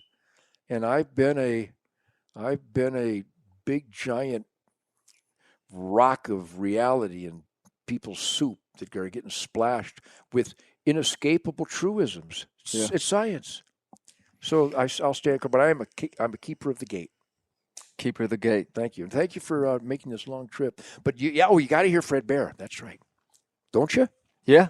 I think if you've got the energy for it and the time. You think? Right on. All right. The song. What year did you write this? Well, what a story. So I met Fred about 1954, 1955 on our annual trip north. Yeah, you were just 6, 7 years old. Little boy. Driving up there past his had no bow idea shop. who he was. Yeah. And he wasn't anybody. He just had a little shack that said Bear Archery over the top. It was kind of a yellowish cinder block shack. Is the building still up there? I don't think so. And it was in Grayling. And my dad, just like, we'll stop at the Fred Bear shack. And we'd stop and meet this tall, lanky guy every year. What a story. And I was already a bow and arrow maniac kid. And my whole life was bows and arrows and guitars. Every day down to the river and shooting critters and shooting stumps and clumps of dirt. And going to Miller's feed store and smelling the grain and the beautiful new artistic recurves on the wall over the years. Then I started realizing I'm stopping at this place, and that's Fred Bear. He's on the cover of True magazine with a grizzly bear. Wow, that's quite a bow hunting. That's like the Chuck Berry of archery, man. Yeah. And so I started becoming a little giddy, and I couldn't wait to get up there. And Fred was so kind, such a gentleman, such a loving, funny guy. And we'd go to the Grayling restaurant, and he'd order cherry pie and chocolate milk, and I'd have cherry pie and chocolate milk, and we'd be able to, I was too young to really engage in any meaningful dialogue. But your dad was a friend of his. And then eventually my dad, who ended up working for a Swedish steel company, worked with Fred because we stopped. They were friends. And my dad ended up, in a way, working for Bear Archery, producing the cold-rolled, blue-tempered spring steel that went into the Bear bleeder blade of the Razorhead. What a great thing, huh? What a great connection. So I couldn't wait to go north to see Fred more than even bow hunting. And I was not a very good bow hunter when it came to deer, but I was pretty deadly on the river rats. And so eventually, when I moved to Chicago, my dad was transferred in 65. So it was 65 and 66, I was in Chicago. I graduated in 67 and came right back to Michigan with the Amboy Dukes. And I went up to Grayling. Now it's not a shack. It's the biggest archery company on the planet, this huge museum. And I couldn't wait to get back up there. And I reintroduced myself, and I'm a long-haired rock and roller now. And Fred was a little offish, because there's a perceived image. Look at it right behind you. Look at that. What do we got? Roadrunner. Oh, wow. He's right on the porch. Right on the porch. And so I had to kind of reconvince Fred that I was okay, because he thought rock and roll, dope and drugs and goofballs. But he told me in a subsequent meeting that all his buddies says, no, this Nugent guy shoots his bow and arrow on stage, and he's always raving about clean and sober, and he's pro law enforcement when the hippies want to off the pigs. He goes, this guy's all right. And he always promotes the mystical flight of the arrow. He talks about it in rock and roll interviews. And so Fred mentioned that he heard that. Long story short, so I hunt with him every year. Couldn't wait to get up there to Rose City at Grouse Haven. And in 87, I was up there with him, and all his reps were there, the bear archery people. And we went for walks when everybody else went hunting. Fred didn't hunt those last couple of years. And he had the oxygen bottle with him everywhere. And we went for walks down the lane at Grouse Haven. We were just talking. And he shared with me, Clay, that he said, I go to all these sporting events, and they all know that, I started bear archery in Michigan, and anybody under 40, all they want to know is if I know Ted Nugent, because I had kind of brought visibility to the bow and arrow with flaming arrows on stage, crazy antics and stuff. But if you're going to promote something, that's how you do it, I think. And then flaming arrows. Yes. I'm taking notes here. And then always talking about my hunting trips and backstraps. And so he said, you just keep what you're doing. And he says, I've also heard the critics, people thought you made a mistake by saying whack them and stack them. But what does that mean? Kill them and butcher them, or semantics? He goes, the young people, that turns them on. It shows that you're having fun. What's wrong with whack and stack? How about if I just harvest and skin? I mean, what the hell's the difference? But you go ahead and be Wayne Newton. I'll be Chuck Berry. And so we spent that last October together for about a week, and then the next spring he died in 88. And I went out to do my chores one day, and we were all shattered at his death. It was just unbelievable, because he made such an imprint on everybody. He's just a great, great man. Did you ever meet him? No. Oh, well, you're going to meet him right now. And so I went out to do my chores. I had my dog biscuits, my Irish setters, and I went, porch. I went and I grabbed the guitar, and I didn't know, I had no idea. I wasn't thinking of Fred. I just sat down and I went. Now, I always play killer licks when I pick up the guitar, but I never played one like this before.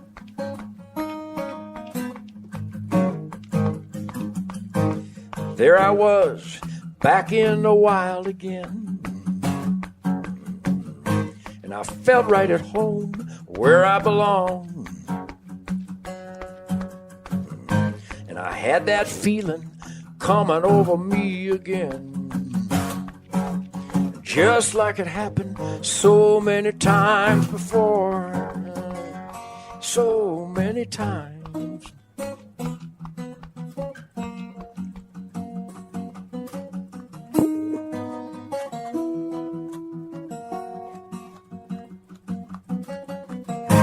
Spirit of the woods, he's like an old good friend. Makes me feel warm and good inside. I know his name, it's good to see him again. 'Cause in the wind, he's still alive. Talking about Fred Bear, walk with me down the trails again. Take me back where I belong. Fred Bear, I'm glad to have you at my side, my friend. And I will join you on the big hunt before too long.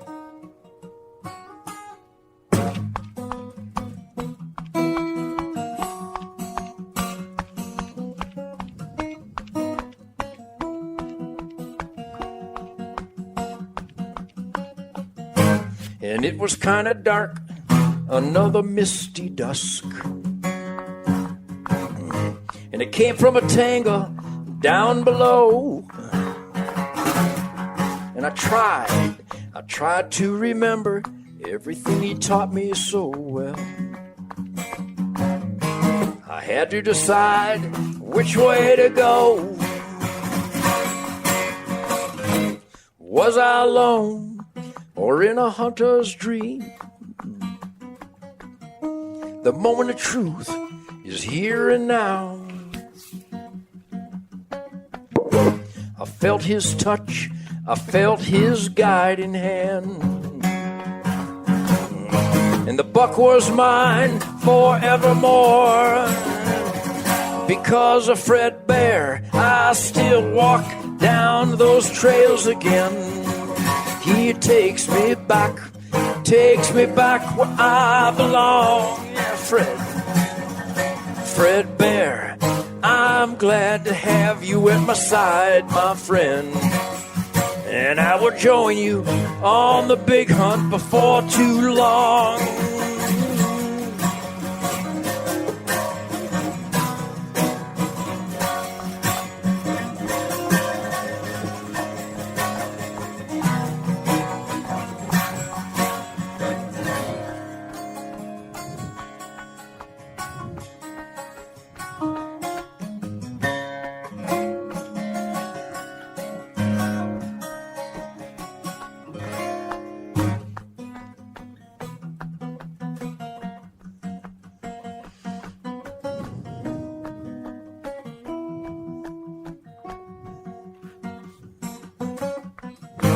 And we're not alone when we're in the great outdoors. We got his spirit, we got his soul. And he guides my steps, guides my arrows home. The restless spirit forever roams. And it roams with Fred Bear when I walk down those trails again. He takes me back where I belong. Fred Bear, I'm glad to have you at my side, my friend. And I will join you on the big hunt before too long. 'Cause in the wind, he's still alive. In the wind, he's still alive. In the wind, I hear Fred Bear. I hear you, Fred. Hey, Fred, let's go hunting, buddy. Come on. You go up that ridge. I'll go down to the swamp, baby. Get that buck.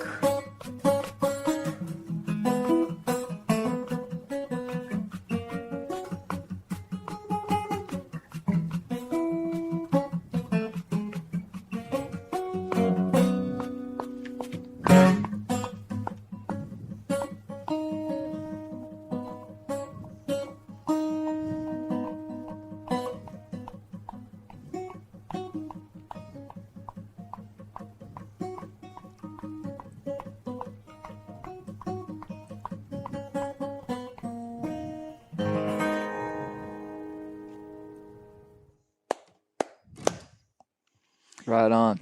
Fist bump. I sang it. Then I had to go back and remember what I sang, and I never played any of that. What a great lick. So that's that spirit of the wild, I do believe. And that song, you can only imagine what people have said about that song, feuding families that heard it in different parts of the country that got back together.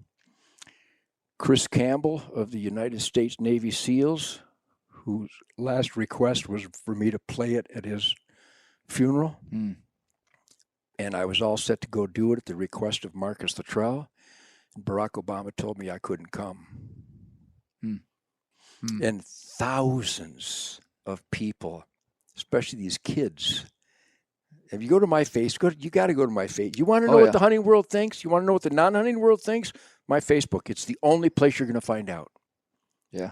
3.7 million. I just did an interview. I had, before November 2016, I had between 18 million and 36 million Facebook reach every day. 36 million. After the election, 3.7. Google boys, Zuckerbergers, censors, Marxists. But still, with all those 3.7, go to my Facebook and listen to the wonderfully supportive comments. I don't hunt, but I think it's great. I wish I could get some venom. You know, I'm a hunter, but I never bow hunter. How do I do? What do I get? It's unbelievable. To me, it's like, yeah, baby. Recruit, retain, you know. Hey, there's a verse in that song where it says, "I'll join you in the big hunt before too long." Yeah, one verse, yeah. Does a 72-year-old Ted Nugent think about death? Very rarely, only in perspective of my family, because my kids, they shower me with love. And every year I see an increase in showering of love because they know that there's a lot of guys my age dying. Yeah. But I'm so focused on living, and I take really good care of myself. But you never know. Lightning can strike in any various fashion, whether it's Chinese communist viruses or some dirtbag drunk driver that's been let out after 20 times. Though I'll probably dodge him and then shoot him. So I'm well aware of mortality because I think it's a pisser. Because we're building a house, so I have I'm 72. I want to live to at least be 100. So I got like 25 more opening days to go. There we go. Plus, I'm managing my deer, and every year I pass up these button bucks, and because I have so much unlimited time to hunt, I can pass up 3-year-old 130s. Not easy for an old Detroit bow hunter, but since I have so many opportunities, I wait for older deer most of the time. I might see a squirrely one that's young that I think is an inferior genetic. But we're talking open ground, not just my exotic wildlife ranch here. By the way, I got to comment on that because that's the impetus of a lot of hate out there. High fence hunting, facts. A guy who lives this stuff and understands Manistee National Forest, the Sudan, wild Kansas, wild California, wild South Dakota, wild Nebraska, wild Texas, South Texas. Have you ever hunted white-tailed deer in South Texas? No, never have. Dumbest creatures that walk the earth. And if you really get frustrated and get skunked too often, find a place in South Texas and spill some corn, and you can probably kill them with a spoon. Maybe I'm exaggerating a little bit, but my point being is that the Illinois deer I hunt are way dumber than the deer I was raised on. The Michigan deer are maniac radar freaks. They'll be a half a mile away, and a cardinal will cause them to spook. I mean, they're not a bishop or a cardinal. I'm talking about a red bird. My point is, here's the facts of life. I kept journals for years. High fence deer hunting or exotic hunting, the fence plays zero role in killing an animal. Zero. My experiences bow hunting in the Manistee National Forest on my 1,200-acre marsh in Michigan, no fences, it's the exact same thing as Spirit Wild Ranch, 330 acres high fence. Right place, right time, wind, sun, patterning, some feed, some food plots, and some corn and stuff like that on occasion. If it didn't fulfill me, I wouldn't do it. I hunted the Sudan. No fences. I hunted Zimbabwe. No fences. South Africa, Limpopo. No fences. I hunted oryx and gemsbok there, and I hunt them here. Zero difference. Either they show up or they don't. Either they turn broadside within 30 yards or they don't. It's not like you corner them. I'm telling you, high fence hunting, I suppose there might be some where it's a canned hunt where they raise. In fact, I hunted a breeder operation. Did you see the Spirit of the Wild the last couple of weeks where Shemaine and I were invited to this breeder operation? These guys threw these genetic freak 300-inch funny deer like props of a horror movie. Now, am I a purist? Yeah. That's my guitar. That's my amp. And these are my fingers.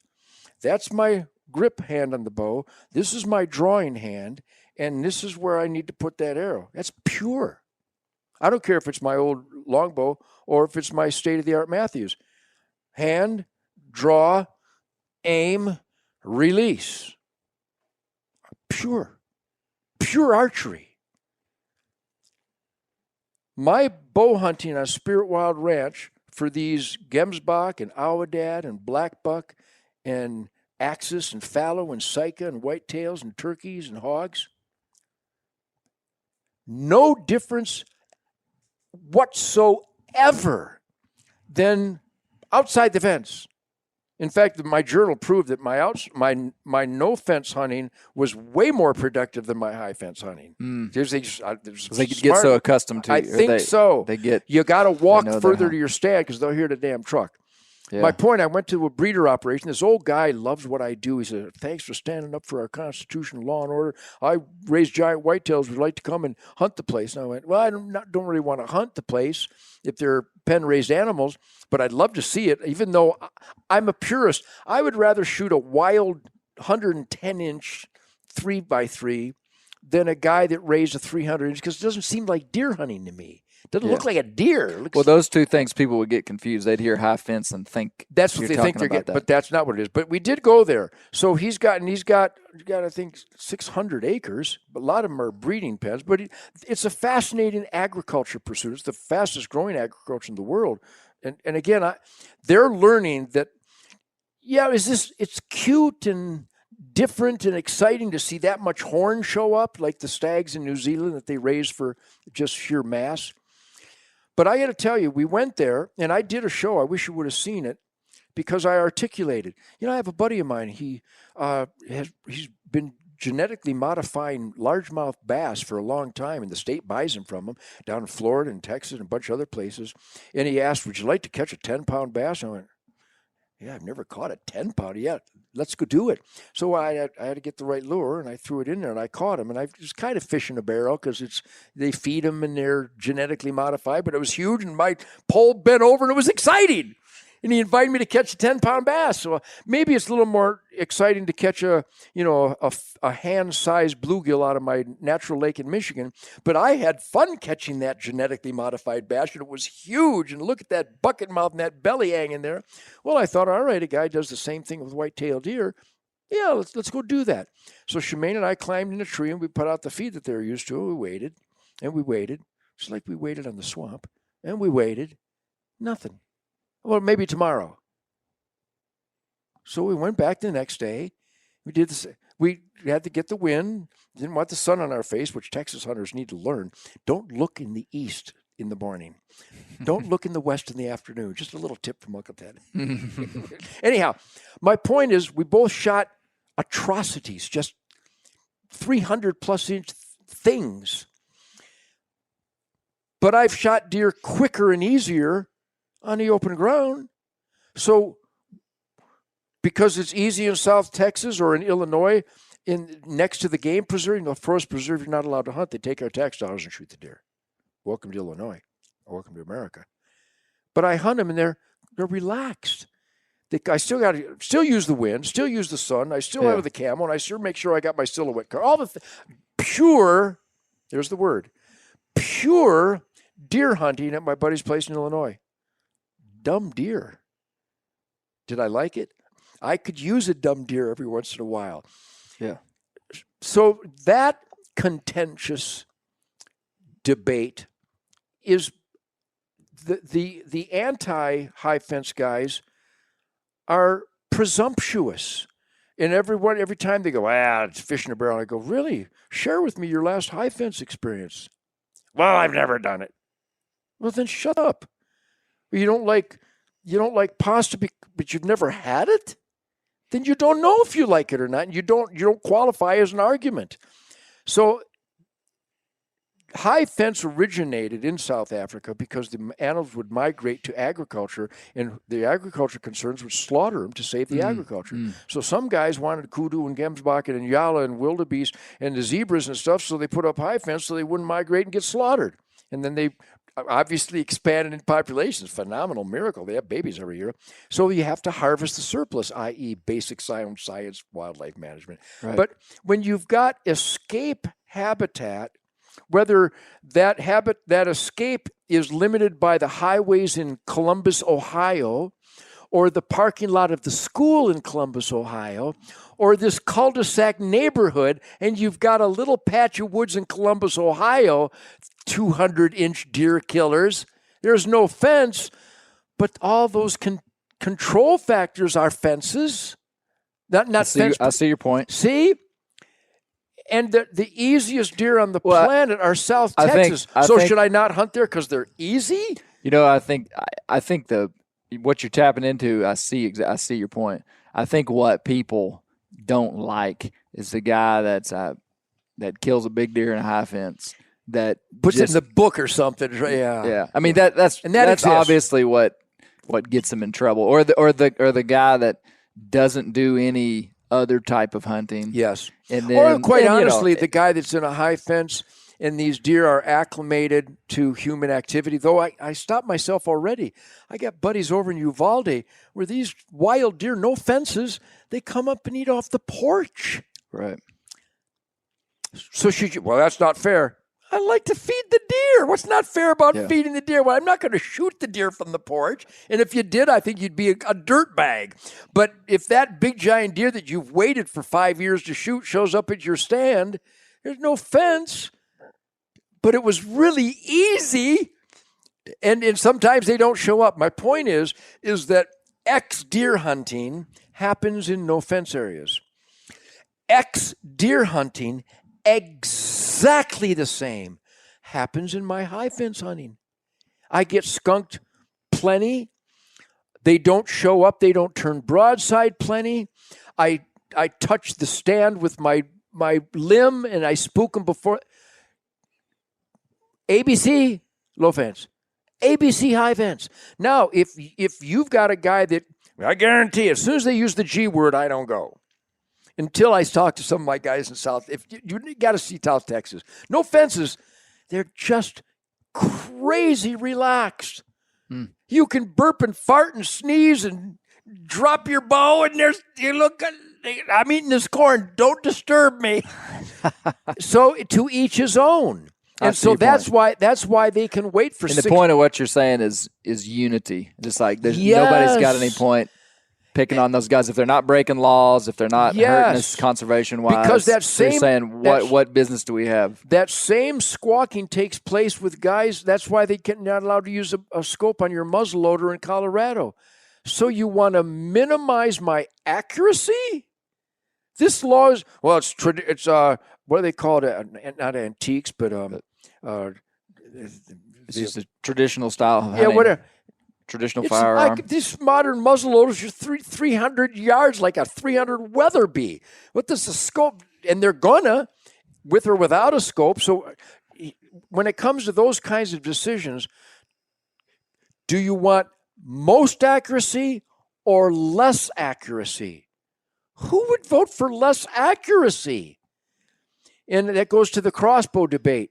Well, again, the resource dictates, not the methodology, until the methodology interferes with the productivity of the core resource. If crossbows kill too many deer, then back them off. But until they do, shut up. But again, with my crossbow friends, I love crossbows. Not as much as vertical bows. But most of them go to that because they're shooting too much draw weight. They're hurting their shoulders as they get older. And more than that, they're spooking the game as they struggle to pull that bow back. I could tell you about how Pete Shepley came to Texas in the 70s and was shooting the overdraw. I don't know if you remember the overdraw. Oh, yeah. It's just a terrible contraption. And unless you were the world's greatest archer, you couldn't possibly draw that arrow off that at 85 pounds like Pete was shooting. So Pete was shooting 85 pounds, and that little black brand new carbon arrow technology off of a 20-inch arrow off a overdraw, those Texans are... Well, hell, that some bitch doing 400 feet a second. I'm getting one of them. What do you got there, Pete? I'm getting just like you.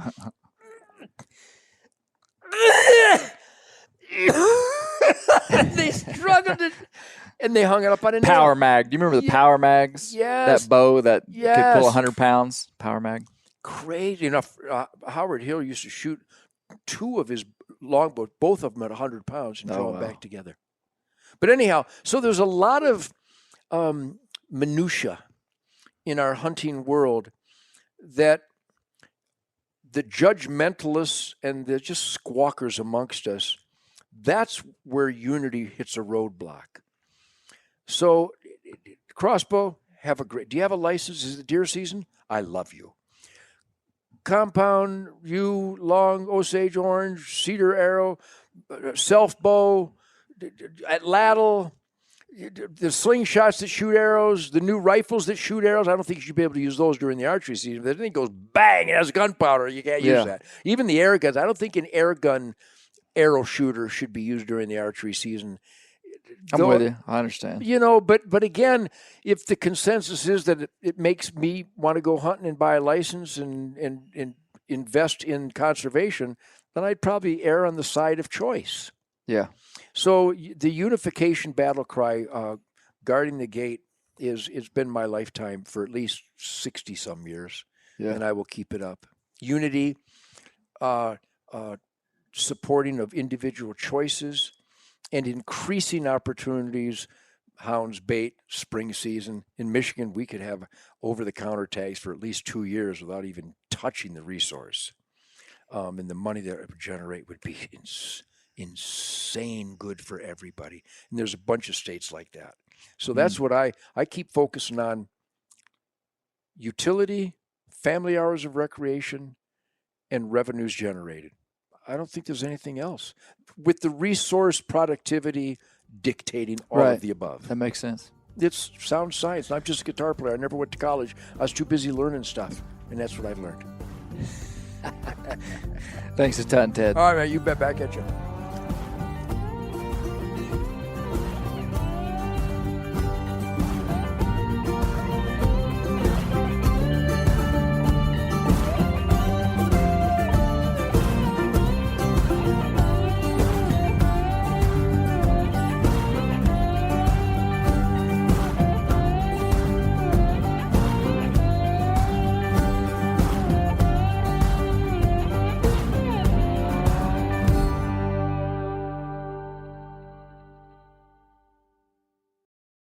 Hey guys, turkey season is in full swing right now, and if you are planning on getting after it, make sure to pick up some Meat Eater Phelps turkey calls to stuff into the old turkey vest or into your fanny pack right now. I carry a few different things. I like to use mouth calls, and I like to use pot calls.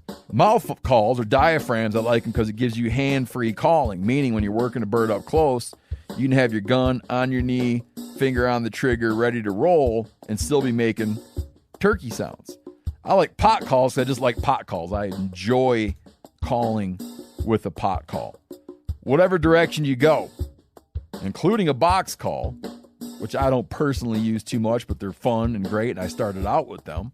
Yanni, on the other hand, one of my main turkey hunting buddies, he loves box calls. And what's funny is I'll now and then look to him and give him the look that means get out your box call and find us a turkey.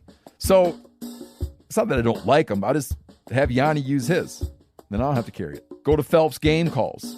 Get calls that are made in the USA and get calls that'll get them close. Find yours at phelpsgamecalls.com today.